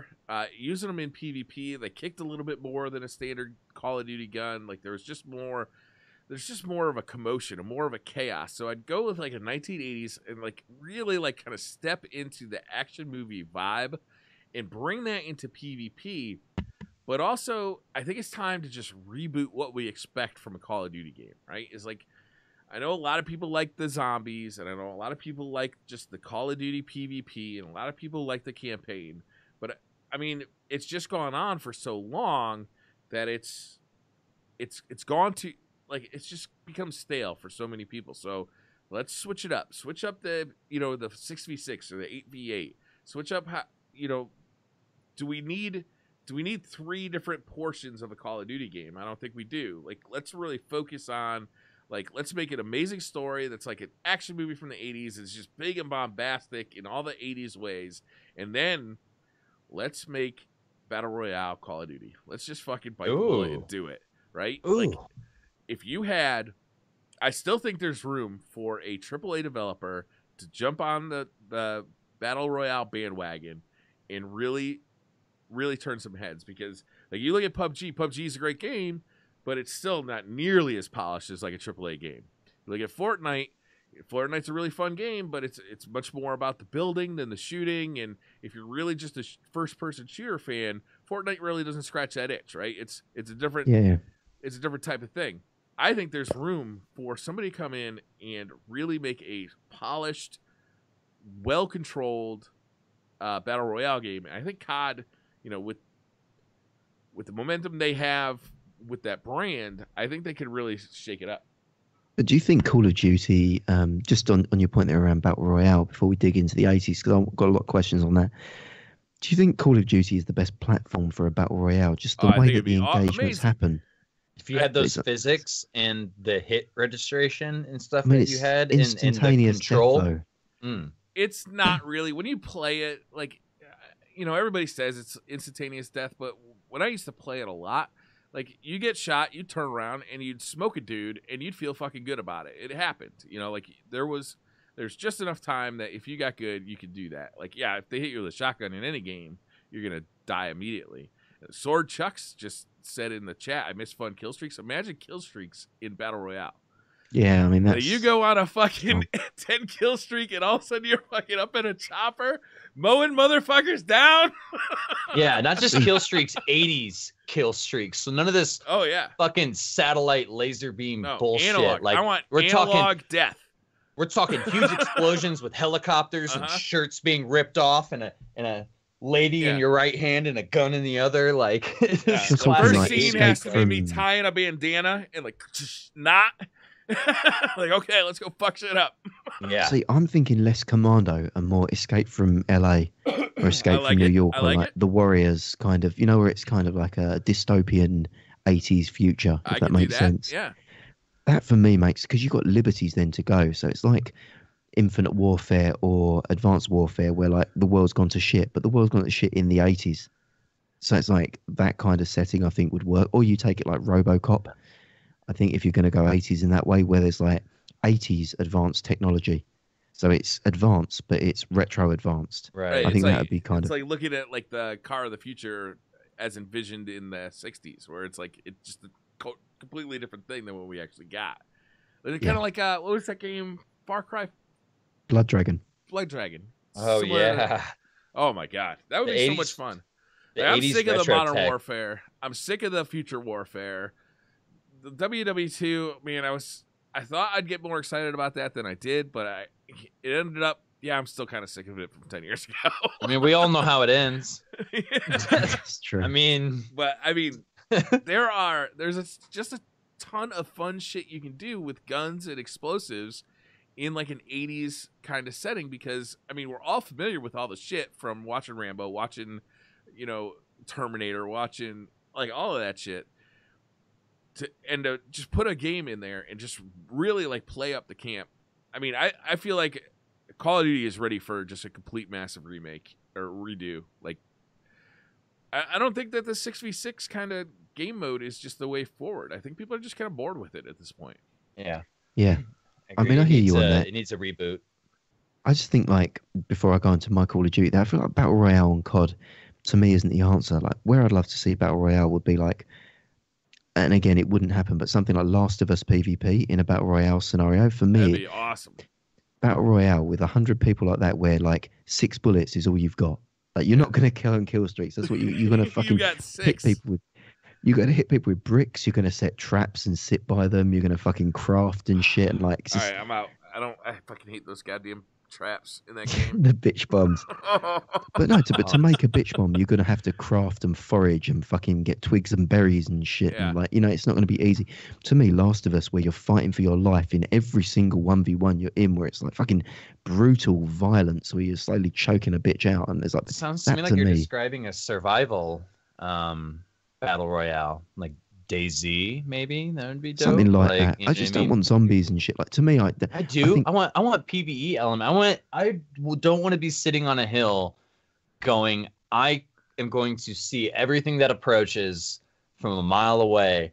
I want to be sitting on a hill, going. I wonder what's in that fucking outhouse that keeps beating on the door. You know what I mean? I want to be like, okay, we're on this hill, but there's a massive horde of something. I'd like, how cool would that be if it was less focused on like 100 players and more, maybe like 50, and have shitloads of PvE elements in it of just, I mean, could you imagine a horde of like 50 zombies in like PUBG coming at you? How cool would that be?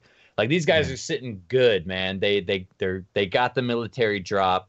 They're sitting on top of one of the C buildings or the radar building, and there's no way you're going to dig those those guys out of there. But then all of a sudden, all the noise that they're making attracts 50 zombies. Now they got to react and move, even though they have zone control. It could just add like a whole new I like element to That it. sounds But that's fun. not Call of Duty. That's Battle Royale. Apologies. The new God damn it, what's it called? Dice's war game. Battlefield. Battlefield. The new Battlefield is rumored to have a battle royale in it. Which It's is meant to interesting. be coming out. Yeah, it's meant to be announced at E3, if rumors to be believed. And that's a bit, Frostbite can handle the big, 100-player or 64, but they could probably push it up to 100 players on a map with no vehicles or Right. limited vehicles. And their For- tech looks beautiful, plays really well most of the time. They've been doing it for a long time. They do dedicated servers. Like that could be something real special over there. Reputable company as well. So for me, I've got a couple of You picked up on that one. my couple of Call of Duty elements, and some people in chat have kind of inspired these or echoed them. One being a kind of like, well, this is more of a reach here, but more of an open world Call of Duty in the campaign. So pretty much Ghost Recon. Ghost Recon showed that people will buy that in shed loads. That was like a huge selling game for Ubi out of nowhere. Like Ghost Recon sold. People like the fact of there's an objective here, there's a base, you've got to go and rescue this hostage or do that shit, and we're dropping you off 2 miles from the drop zone or from the the hostage. Go and find your way there. So to me, Call of Duty, where it's a sandbox and you have a mission and you can approach this mission in any way, and each level is like a new drop zone, and it's like go and do that. Yeah.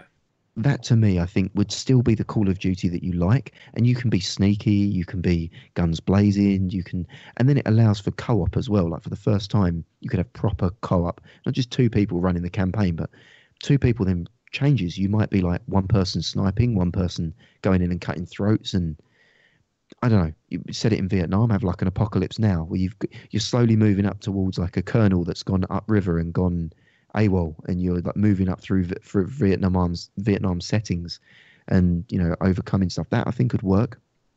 Second idea would be Ghost Recon again, the Predator. Maybe not the Predator, but a villain that's not human. So something that is an alien, a monster, a creature.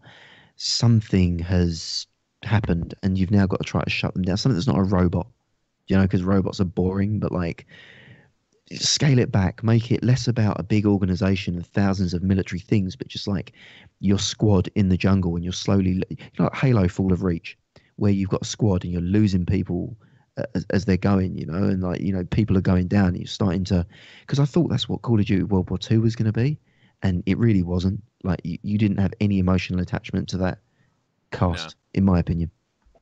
But they're my 2 ideas. I mean, I don't know if you guys got any takes on those. I like the alien idea or whatever. That's so. I had a couple ideas. Few of them. Before you do your ideas, I want to talk about Gary's ideas. Oh, okay. Because I like the space, the alien aspect. I definitely. I like switching it up to the. Were you gonna do ideas about Gary's idea, or were you gonna do kind of okay. like just one idea about it that would kind of play off that. I almost kind of see like a Dead Space type Call of Duty, where it was like more horror driven. Like I know, like the whole zombies thing's been done, but that was always like an afterthought in the extra game mode. And it could be cool if they did the whole space exploration thing, but in a spooky manner, like Dead Space, where it was.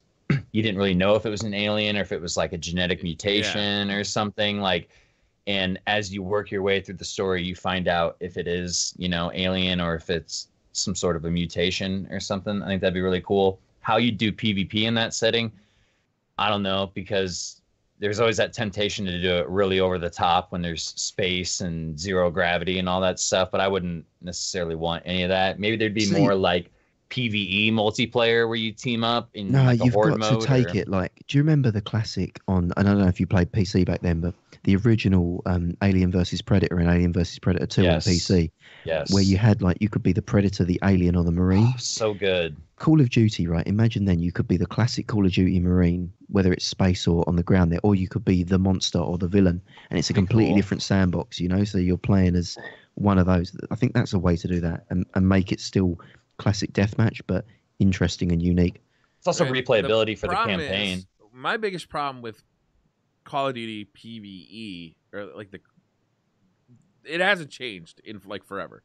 It's you move up 10 feet, you shoot a bunch of guys, you kill them before they can respawn, and you move up another 10 feet. It's like rinse and repeat and repeat and repeat, and it's been the same forever. What I love about Gary's idea is that it completely switches the idea up for the campaign. It's also to making decisions. It's not just like respawning enemies. As soon as you put it on a space station, it's gonna be a corridor shooter, and I'm not excited about it at all. Like, I'm just so fucking bored of Call of Duty campaigns, man, because they've been designing those things. It feels like they just put different fucking characters and environments into the same fucking rote ass gameplay. Okay, how about this? In space with aliens with a Mass Effect sandbox. All right, or and now PvE. imagine this. They do it in space with aliens. Yep. You have like hundreds of guns, and you can collect your own armor, and you can visit up to 4 different planets. Okay, and we're gonna do a raid this time, and you can play with your friends. You can play up to 6 friends, And you have limited vault space. Fuck, I'm out. But you have limited vault space. No one would buy that. The game would be dead in 6 months. Yeah, that's a horrible idea. Fuck it, never mind. It'll become a meme overnight. I mean, I said that before, that the game needs to work on its campaign, because a lot of people play Call of Duty exclusively for one of the 3 modes. Yeah. They'll play it for the campaign, the multiplayer, or the zombies. And I don't know anybody who plays it for the campaign. I think you're the only person I know who's played a COD campaign in forever. I used to. A lot of people play the COD campaign. A lot of people will play it because it's a really cinematic story. If you are a type of person who plays Madden, NBA 2K, FIFA, and COD, you won't be grinding prestige out. You'll maybe play with your friends, and you'll be on like a 0.8 KD. You'll run in, kill some people, but you'll definitely play through the story. Because it's fun to explode jeeps and things happen. I think it would be something. And if Ghost Recon hadn't happened, I wouldn't be saying that. But Ghost Recon has shown that people will play an open world shooter where you make the calls and you do the things. I said World War II should have been open world. It should have been a scripted D-Day, that big bang scripted D-Day that's very linear. And then once you've hit that bunker, they're like, right, we're going to meet at Carentan, and that's the objective. Find your way to Carentan. Just go. That would have been such a good game if they'd just gone that way. You get lost in the woods of Bastogne and all the stuff like that. That'd be really cool, man. If they make it open world, they can use parts of that to make a battle royale. So parts of that map are ready to reuse go. it that way. Yeah. Like you get the Call of Duty fast action shooting that everybody fucking loves. I mean, that guns are fun to shoot in Call of Duty. It's fun to kill people in Call of Duty. Yep. But goddamn, it's not fun playing Call of Duty anymore because it's been the same forever. If you switch it up, man, you really reboot it. I think that could be a lot of fun. I like it. It'd be cool to see that, and again, this was kind of one of the ideas that I had, but kind of playing off the whole open world thing was I'd like to see it open world Wild West era, so to speak, with Call of Duty Wild Wild West. That'd be so dope. You could just you get fanfire. Wait. I'm in on one condition. Yeah. One condition. That we have the Will Smith song. Cisco Will Smith, Wickedy Wickedy Wah starts, and that's how the game starts. Just the Wild Wild West. That starts the Stevie Wonder track comes on.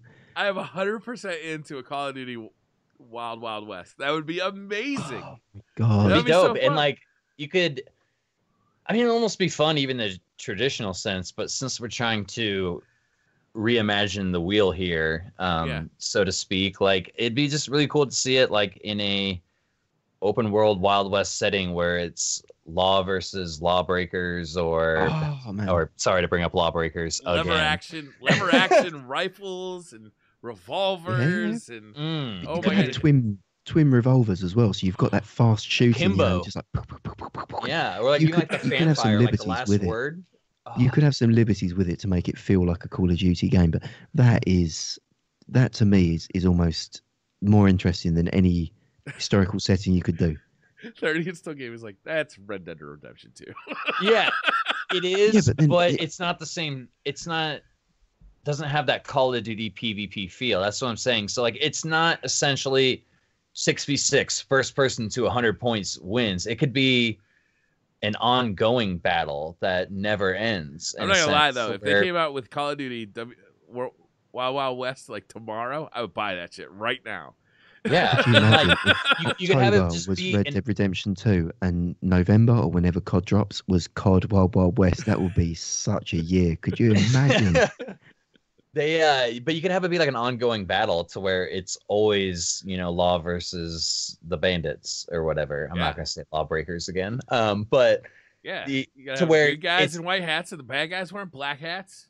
It's not just first to 100 points. It's other ways. There's not necessarily a match winner. Sure, you could have deathmatch and stuff like that, but I think a cool game mode would be an ongoing battle of either capturing territory, robbing banks, Robbing stopping the people banks? from robbing Robbing banks. a train robbery where you get on horses and you gotta like catch up to the train. Could- and rob Could you the imagine train? like the role play that you could do too? Like you could all go in as like bandits and tie someone up at the end of the tracks, like you see in the movies, and the train stops and you get God out. damn, when is nailed Red it Dead as well, Redemption man. coming out? Dude, Valfier's nailed it as well. The Alamo, like that could be your horde mode. That's your zombies. You know, where Oh, you've got there to you go. hold down a fort. Nailed it. that'd be really cool. But then I don't know. Native Americans might see that as insensitive as well. If you're Yeah. slaughtering masses of them, like that's pretty. I was gonna try not to even bring them into this, unfortunately. Why not? I tell you what. No, Buffalo, though, I'm okay fucking up Buffalo. I don't give a shit. What about Ghost? Mowing Ghost those Red. fuckers down. I've got an idea. Ghost redcoats. The British don't care. You can kill us in mass. They're ghost redcoats from the Revolutionary Wars. They're coming back. That's Something true. tells me you guys aren't over it yet. Something tells me you haven't moved on yet. Like, if look we're at killing me. redcoats too, there's not even any blood. You can't see the blood, so it can be rated T for teen. It's good to go. That's why they wore the red coat. It's absolutely fine. Like I said, I mean, looking at the current political landscape of your country, you're welcome to it. As I said, you can have it. It's no great loss. I don't know, No great Gary. loss When I for us. look into your eyes, I just see resentment for red, white, and blue, man. I Yeah. just like I can't. You want a little of that purple mountain majesty, and you just can't get it. Look, guys, Yeah. you are winning bigly. That's all I got to say. Big league. You're winning bigly. Yeah, I think there's a lot of things that they could do to revamp it and make it better. Whether or not those what we just listed off is the solution, I don't know. Something's I got to am change. so- That's all I know. It's like I agree. whether it's Gary's solution, Wilson's solution, my solution. If they just keep doing the same shit over and over again, like I'm not in. Like I thought maybe WW2 was gonna get me back this year. God, I can't even be bothered. Like You Like, heard it's think about Black that Ops game. 4 next year, isn't it? I think that's what's Yeah, this year's that's the meant to be rumor, Black Ops yeah. 4. This is that the is first not year I haven't interesting. bought a Call of Duty since Modern Warfare, and I finally stuck to my guns and my conviction, and I said, no, I am not going to buy the same game again. yeah. this year. So World War I'm pretty II happy with was a big disappointment. I've only played the campaign. I haven't played anything else, but it was hyped up to be something that it certainly wasn't.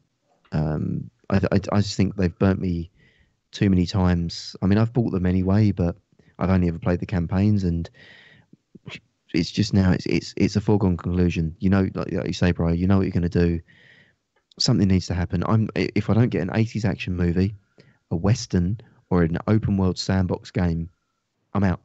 I'm not gonna lie. I want the Western.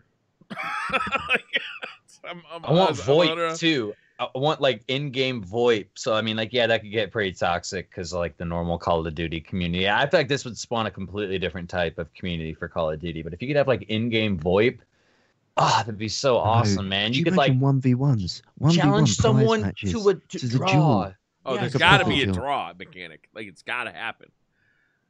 Yeah, Like, if you gave me Call of Duty gunplay mechanics in the Wild Wild West, I'm walking around with a chub until that thing releases. Like, I think Even if we after. linked into it and went comedy and you had the Will Smith soundtrack and that shit went down, that to me is the Wild West I want. Like God damn, that would be amazing. John, yeah, so The needless to final say, boss has to be like that, like spider. spider thing. crab, with the top hat, Loveless, the guy with no legs. Like he's got, Yes. he's got the Yeah. big top hat, like the. Oh, Can man, we the just clothing get? was- Can we just get a Call of Duty Wild Wild West like And then- theme? but no, you Like, could- Can we you could just get mix. this to be you made? could mix a lot of them in as well because you could take all the best spaghetti western kind of stuff or like pastiche west. You could take Django elements. Yep. You could have like the Black Bounty Hunter with like the German.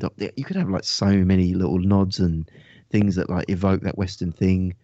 Or you have a story like the Hateful Eight, like that kind of thing where Oh, you're just God. like a bunch of outlaws and yeah, oh my god, yeah. I think western sells it. Needless to say, Revolver will be playing Red Dead Redemption 2 when Yeah, it comes I think out. so. Yeah. Well, Needless I'm to just going say, to we quit will the be podcast diving now into and that build shit. this COD World War II Western line. That's kind of what my life's become now. It's going to happen. I'll have it out in September if anyone's interested. Plus, that is kind of a nod to the topic we had talked about a couple episodes ago with time travel, where I wanted to go back to the Wild West era. That'd be so cool. Like for PvE to have an ongoing, ever-changing PvE experience, and then to also have an ongoing, ever-changing PvP experience in the same sandbox, almost kind of like how Grand Theft Auto did it. You know what I mean? Where like everything's going on around you, but there's other players as well. Yeah. It'd be really dope. I mean, it could be a different experience every time you jump in, like especially if you had like a role play aspect to it, where like people really get into it, and it'd be different every time you logged in. You know, be dope. I mean, it could it would be where I think you'd get the player base back. We spoke about, is it hardcore or core audience, and I think that's something that the core audience would have to jump on, just because it's fucking thing. But that to me would bring back lapsed Call of Duty players. I'm sorry, 30 and Still Gaming. I think we have a better chance of Will Smith himself starts a game company before Call of Duty does it. If he performs the theme, I'm willing to wait. But I have to have him, and I have to have Cisco in the white leather. Cisco singing that chorus. He needs to be in the white leather. Was he wearing golf gloves? I think. I'm not sure what they were. They were shiny. They were super shiny. That's all I know. Cisco, man. Oh, what happened to him? He was singing about thongs and living in the Wild West, and I think he's on welfare now. Who knows? I think he made it, man. He topped out. Man, this is as high as I go? can get. What else can I do from here? Yeah, where do you go from thongs and Wild Wild West? Like, where do you go from there? He's hanging with women who have dumps like lived. trucks. I feel like the only place you can go from there is putting a car into space to orbit Mars, and it's already been done. Yeah, so right. It's like The Simpsons did it.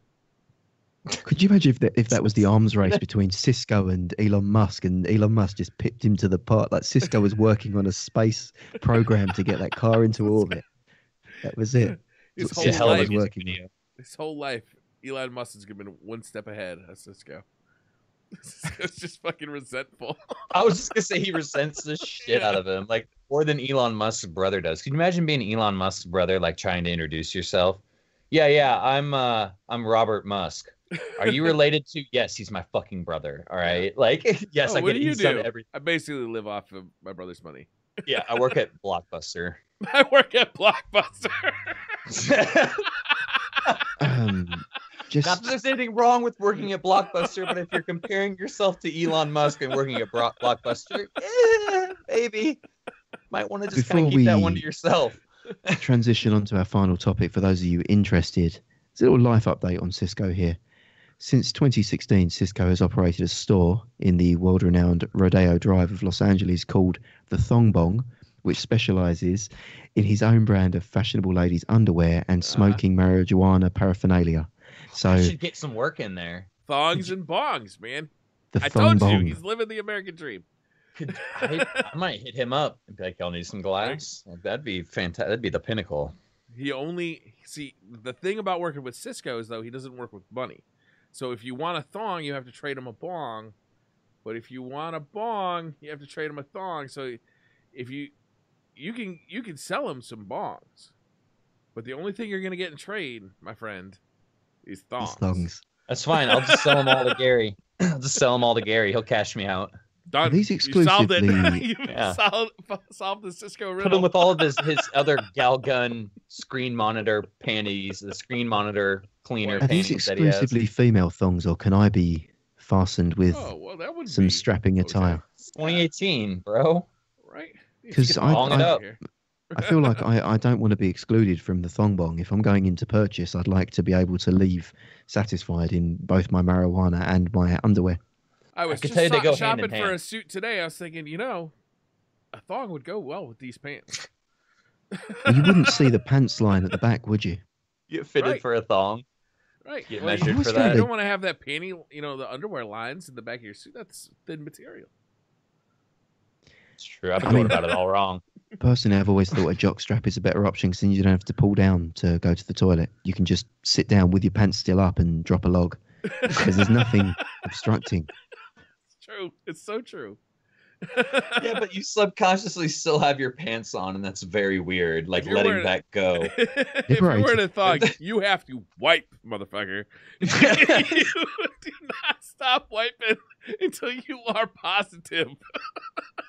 Unless you only ever buy brown thongs. That's it exclusively. Apparently, Cisco is a huge gamer and has been on multiple gaming podcasts. You guys Oh my think what I'm God. thinking? Yes. Oh my God. Can we get Could you Cisco imagine on? if the first guest on Revolver was Cisco? and he could Can just we- break it down. If we could get Cisco on here, and then we could get him campaigning for a COD COD Wild Wild West, Right. where he was performing the theme song. Oh Can we my start this God. campaign? Get Will Smith to retweet it. We are in. Dude, we are in. We will have Gary write the best thongs and bongs commercial you've ever heard, Cisco. The best. Have you heard the bag And of I don't dicks? even need to be paid. If you Read. send me a thong, I'll wear it in the commercial. I kid you Done. not. Done. Oh, Call me. I was incorrect. The white PVC was actually from the thong song himself. He was wearing a black. It looks like a leather waistcoat with a bare chest, but he did have the golf gloves on. Oh, good. As long as we Nice. didn't- Just Glad you for, remembered again, correctly. I just don't want you don't chat to want to correct lose me. your if I'm grip on gonna- that golf club, mid swing. Especially when Yeah. you're in the Wild West. Right. Especially, Life or death especially when situation. you're in a time area where golf didn't exist. Like That's not You true. don't know that. You don't how know. long did golf exist? A How long long is golf? time. It was invented in Scotland, like, I don't know, 2,000 years ago, I believe. I'm pretty Wow. sure All that right. when Jesus Christ, when one of the wise men who came to visit Jesus Christ was in fact a Scottish golfer. He Look it actually wasn't Look it coming up. to visit Jesus at all. He was looking for his He's looking ball for a and he was fucking deep breath. ball. Yeah, He's like, oh shit, here's some fucking myrrh. oh my god, we should tell history more often. Fantastic. That was it. All Little right, known should we fact. It's transition? in the Bible. Look it up. Yeah, it is. It depends on It's which version actually, you have, though. I heard That's It's written into the rules of golf that if your ball is found under a major, you get a drop shot. Like you just, balls under majors Play are it, free drop play it as shot. it lies. Yeah, it is live. Always. What is There is this? a Spring handicap rules? Get for the fuck hitting out the- of here, Gary. Is there a handicap for hitting the child mid swing? I'm pretty sure there must be. Well, if it's the son Anyway. of God, I'd say it's a pretty big fucking handicap. You're not going to have a Damn. great round after that one. No. Damn. How many golf clubs are there in Bethlehem? I don't know. That's a good Not question. many. Bethlehem Golf Club. That's the next thing. we just- I think we need an episode where we just Google shit. That's the next episode. Revolver The Googles. off the cuff We're episode. not going to do Let's Revolver see. Plays. Or Tuesday night, it's going to be Revolver Googles. We're just going to go through topics. Move on. Jesus Christ, honestly, never lost the ball in the water because he could just walk out and hit it on top of the water. Like, just- Yeah, but no, wait. No, because he turned it into could wine and walk on everyone water, drank but it. Is anything that Jesus touches with a third-party object also walk on water? Because he's not throwing the ball, right? So the ball's never touched his skin. He's hit it with a golf club. Does that ball now float? if he wants it to, yes.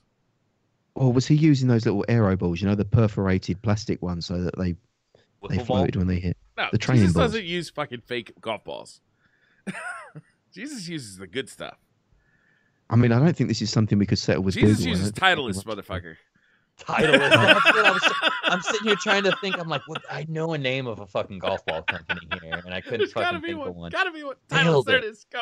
Nailed it. Top Not so much of a speed. golfer. The driving range was fun. Yeah. That was always fun because you could look like an idiot and not feel bad at the driving range. If you're holding people up on the golf course looking like an idiot, people tend to get a little impatient. I want to mention the company that make Big Bertha, but all I can think of is Bethesda, and it's certainly not Bethesda. Callaway makes Big Bertha. Callaway. Why am I thinking Bethesda? Because you're a nerd. True. True, Settled. true. All I've right, got a should we ping- move I've on to got our a final ping topic? set of clubs, man. I just literally they're gathering dust. I can't play the game. Yeah, I think we should move on to our. Wait, no, hold on. Wait, you have a full set of golf clubs and you just I don't do. I have a golf? set of Ping Rapture V1s, Mhm. and a fairway iron, and not so a fairway driver, and a full thing. There, I spent about $2,000 on a set of golf clubs when I went to Florida around 8 years ago because I thought I'd be good at golf. And the guy in the showroom, I didn't actually intend to buy these clubs, but if you've ever been to got a, hustled. it was a I forget what the name of the shop was. Welcome to Famous America. golf store. The one of these big ones where they've all set up. The nets in the place. Yeah. And these nets had computers that would show me were that to be a Flight real of the shot, golf ball. Right. where it would go. And I kid you not, when I had these Titleist clubs first that I was using, and they were all right. And then I used some other things, some other crazy. Anyway, he brought these Ping Raptures out and was upselling me on them like, these are great. I hit them. I think he'd pressed some keys on this computer to make Yeah, it the look ball like just these. like it's like you're playing fucking computer golf. Amazing Shit, it's another shots. hole in one. Oh my god, you're a natural. Fantastic. Gary realized shots. it was a carnival game and he was being shammed. that's all it is. Beautiful shots. $2,000 later, right? I get these clubs, and I don't want to use them out there, but to save customs VAT, don't tell the tax man. I rubbed some dirt on them so they look used, so like I hadn't bought them out there. Yeah. Got them home. First shot, sliced off and hit someone in a golf buggy. Like, so I never used them again. I would have been like, the only time you ever swung them is that one time you hit somebody. Literally played it once when I got home. that's it. Like, Yeah, you're don't done. That fear is in your head. I, on the other hand, would be like, these are the greatest fucking golf clubs ever, because They're that is 100% entertainment. lethal. Yeah. Yeah, you can only smoke so much weed and drink so much beer at the golf course before you get bored, and you got to start hitting people or something with the golf ball, in my opinion. My attention span's way too short for a full game of golf. It was embarrassing because I was doing it with colleagues who were good golfers. And I've obviously I walked out there in full golf gear. I bought the new fucking shoes, like the proper golf shoes with the spikes. Yeah, the shoes are great. They're waterproof, too. I wear the shoes every Saturday morning when I go out and do photo shoots. When it's like dewy outside, they keep my feet dry. I had the one glove. Mhm. I had a little pocket full of pencils. I had everything that you I needed bet to you be looked a golfer. adorable. Why are the pencils so short, Gary? Why do they got these little pencils? Why do I need They do a 8 of big them? pencil with an eraser. I don't know. I had all the little golf tees of varying lengths They in fit my in your little pocket. bullet. I had, the shotgun rounds, little slug things. I filled them with tees. I had God, everything. Gary. I was majestic until I You're swung one the of those golf. guys that has So to you buy. swung the club. You're one of those guys that has to buy everything before you try the hobby for the first time. Aren't It's you? like my streaming equipment. Fantastic. Untouched. I've been building that equipment for like 2 years now. Right? One day I'll use it. One day. And then it will be a bad stream and I'll never Somebody's touch it got to again. die. Yeah, golf for me was a one-time hobby. You're the shooter McGavin of the golf course. You were all pro'd out. Did you ever see that, Gary? Happy Gilmore? I have. Happy Yeah. Gilmore was when Adam Sandler was good and not creating for Netflix, man. That was the days. Picture you as shooter McGavin out there just taking it way too fucking seriously. I miss You're classic playing. Sandler, man. Nah, Like he's Carl like, Weathers in he's it. like, I bet he was like a young Arnold Palmer, except he couldn't play golf. Who was the guy we talked about this? What was his name, like John Daly or something like that? The guy that like would always drink and smoke and cuss and Yeah. wore like plain clothing and Yeah, he hit the ball a country mile. yeah, he was like the real life Happy Gilmore. He was like the normal guy that played golf and not the you know what I mean. Like golf has that stigma of be really quiet, be really respectful. Yeah. Don't be drunk, don't smoke. And he was like, fuck it, I'm gonna wear plain clothes, really I'm gonna like curse. getting drunk though. What's that? Nothing. He really liked getting drunk? Is that what No, you I said? do. Oh, That's yeah, like well, half that's- the reason I that's- go to the golf course. That's what I'm saying. That's half of the I reason mean- why middle-aged men do anything is an excuse to go get drunk, whether it's hunting, fishing, driving. It's true. I feel like fishing's an easier hobby though, because you just cast the rod out, you stick it into a little thing in the ground, and then you drink for 8 hours. The worst possible thing that could happen is that you catch a fish. Oh fucking hell! And you actually got to Or a pelican. Or a pelican. I've had that pelican. story. That was my one-time fishing. Yeah. I had to go to the emergency room one time because I reached out to catch the lure and it fucking stuck me in the thumb. And I couldn't get the fucking thing back out. They had to cut open my thumb. I'll never forget. My dad, he lived in Missouri, and that was always our favorite thing to do was to go fishing. And he had some really awesome spots where we go fishing, man, and you would just catch big fish. Like you'd be worn out by the end of the day because you're actually doing stuff all day and cast it out. And I was real excited to get something, and I felt a bite and yanked it back, started reeling it in, and it started pulling me into the water. And I'm like, what the fuck is in this cemetery pond? Like I just caught the Loch Ness monster, you know what I mean? And my dad's coming over and he wants to take the pull, but he wants to be proud and let his son do it on his own. And finally, I'm like, Dad, fucking help me. And we're yanking this thing in, dude. And I caught this massive snapping turtle, dude. Like massive snapping turtle. And my dad was fucking pissed.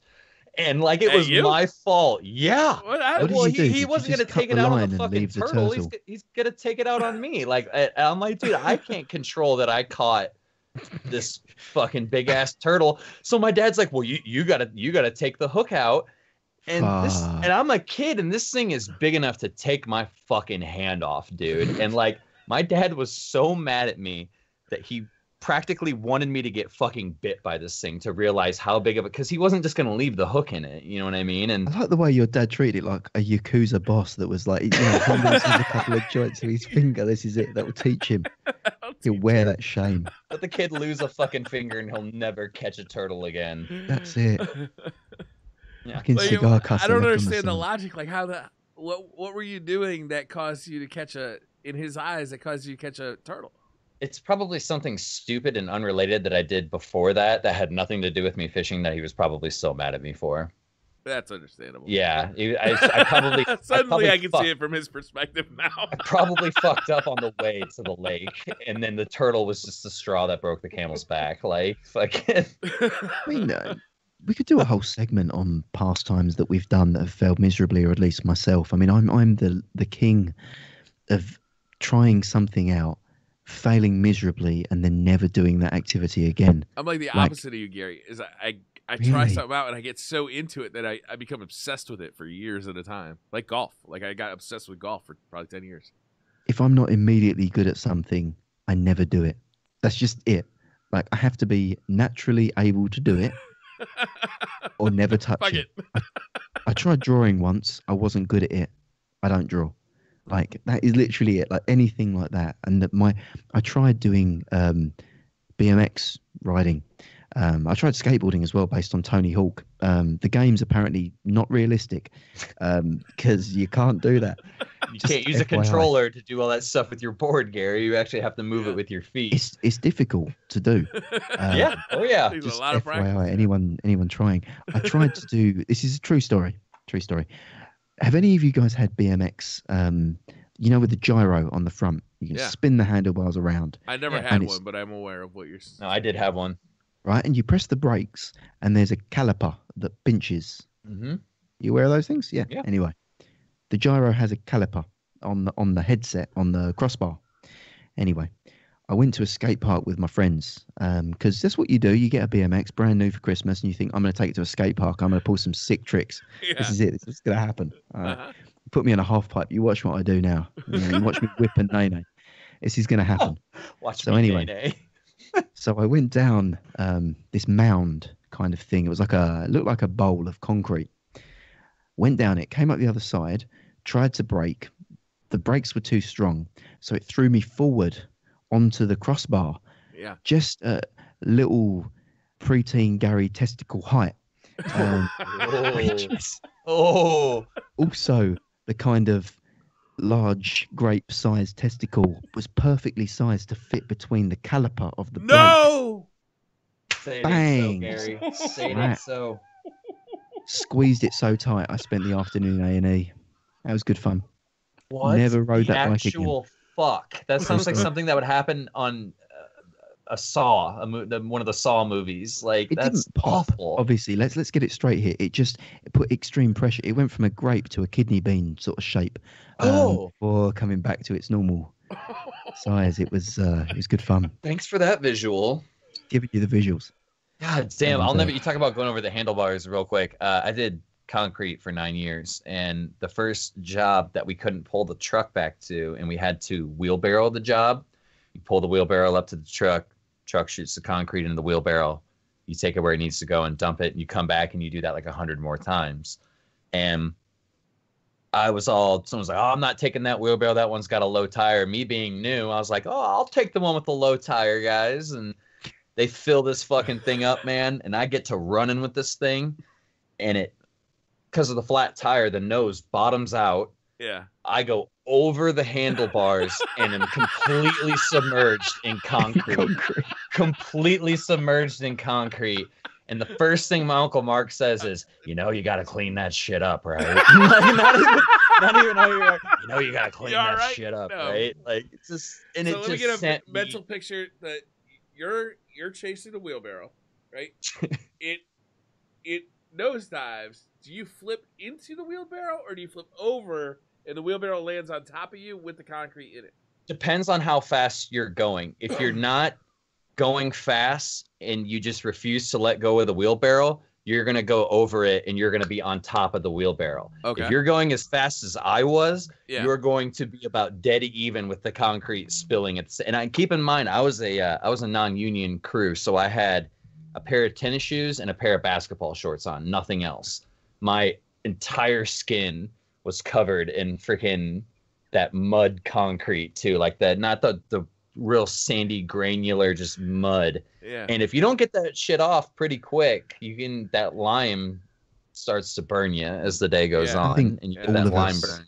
All of us in our time, I mean, maybe Briar is the exception to this, but I think all of us have toppled a wheelbarrow at some point. I mean, I've done it myself.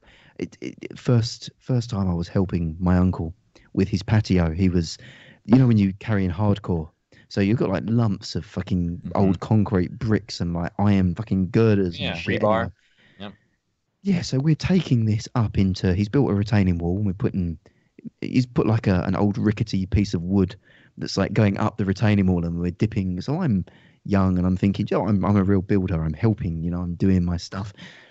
So I take this, I really overfill it. And he's like, "You sure you could live up?" Yeah, fine, don't worry about it. I can do this. So I start running this up the little wooden plank, like pirate plank, up to the retaining wall. And I get halfway up, and then it starts to go. And I just think, what am I going to do now? So I toss it to the side. It just goes straight through a glass patio table, which for some reason he left on the side there. What? At the bottom. Because these things, it's like a metal frame and like a glass top on it there with like the wicker chairs around. You all right? Did you get cut up or anything? Or I was fine. I was still on the little piece of wood. Okay. And he's looked up, and I've just tipped the wheelbarrow and everything in it through his like expensive glass patio. So I never used a wheelbarrow again after that. Boy, if you fail once, that's it. That's done. That's it. Boy, it's a good thing you didn't like fail miserably the first time you had sex. Otherwise, you probably would have been done with that too. Same. I fell off a trampoline once. I haven't been on one since. It's just anything. Anytime I fell once, I just refuse to do it again. Oh, I think that's a good place to end it. Yeah, we got some topics left over. We'll use them next week. This was a good show, guys. Thank you so much. So thank you everyone for tuning in. Where can they find you at, Gary? They can mainly find me on Twitter at GaryDiaz86_BT, which we've established stands for Beastly's Twink. Much to his dismay, I keep sending him the photos. He has blocked me on several accounts. I will continue. What I would do is say, rather than follow me on any social media, what would be more important to me is to check out the audio version of this podcast. If you've listened this far on YouTube, you are a saint and a champion. If you're listening already on the audio, then do us a solid and head on over to the review section and give us a 5-star or a like or a comment or whatever you can. We are now just a bee's dick away from 200 followers on Podbean, which is very important to us. Same on iTunes, and we are really working hard to grow the audio section. Similarly, if you're listening to us on the audio section and you don't support us in any way and you want to support us, and you happen to have Twitch Prime, or Amazon Prime, I should say, you can head on over to Briar's Twitch chat and support us there. Briar, would you like to be the next one to do the honors and tell them how they can support you with Amazon Prime? You can support me with Amazon Prime. I'm really comfortable talking about it, though. Every Amazon Prime comes with a free 1-month subscription to your favorite streamer. Use it. Yo, I just wanted to shout out Beastly. Beastly's having some hard times with his family. His father's in the hospital tonight, so that's why he couldn't be on the show. Much love and support go out to Beastly and his family. We hope everything turns out okay and that everybody is safe and home and happy. We love you, Beastly. We love your family. I hope everything's okay. If you wanted to check me out, I'll be streaming all week. I didn't stream at all last week, and I really fucking missed you guys, so I'm really happy to be coming back next week. It'll be a shortened week because I do have a couple of family obligations I got to take care of, but it'll definitely be Monday, Tuesday, and Wednesday, I believe, at least, and Thursday is still tentative. I'll see you guys then. Nice, man. Good Willie, stuff, man. We missed you, Briar, so we'll be glad to have you back, man. You can find me on Twitter at Ryu Wilson. That's RYU Wilson. I've been diving back into the stream thing as well, so twitch.tv/Wilson309. Come check it out. Playing some doubles while it's still around. Doubles. Double. And if we can get together this Tuesday, we will. But there's no firm plans because life and stuff. Because every time we make a plan, it gets fucked up anyway. So, If we Right. can get together, we will. Even if it's Yeah. just for Revolver Googles, because I think that's a great segment. that would Could be be pretty fun. cool. Revolver Google. I'm down with that. Two show ideas. One was Beasley had a great one last week, and it was just have our wives pick our topics for us. hmm I thought that was actually fucking hilarious. 'Cause Yeah. that's not going to go well. Yeah, I'm down to see how that plays out. I mentioned it to Sam, so And then just a whole show of topics from viewers. We got to get that Yep. again because that's a ton of fun. And I love that fucking just Revolver Googles. yeah. no forethought at all going into the show. Whatever comes up, we'll just start Googling. Gary, you'll be in charge of Google. I'll go on Urban Dictionary. Wilson, you got a good Ask Jeeves maybe? I'll bring the Lunchables. I'll bring the Lunchables. We'll be set. We'll be I set. love the fact that Ask Jeeves' most popular question is most likely is how can I find Google? That is like, What is Google? What is this Google? literally No, like taking Jeeves out and asking him to dig his own fucking grave like Joe Pesci in Casino. Just like, fucking dig it. How do you find Doom on shareware? If back to the user submitted topics, if you guys out there listening have any topics, tweet them to me at Ryu Wilson on Twitter. So let us know. That's right. All right, guys. Thank you so much for joining us. We'll see you next week. Have an amazing week. Talk to you later. GG's.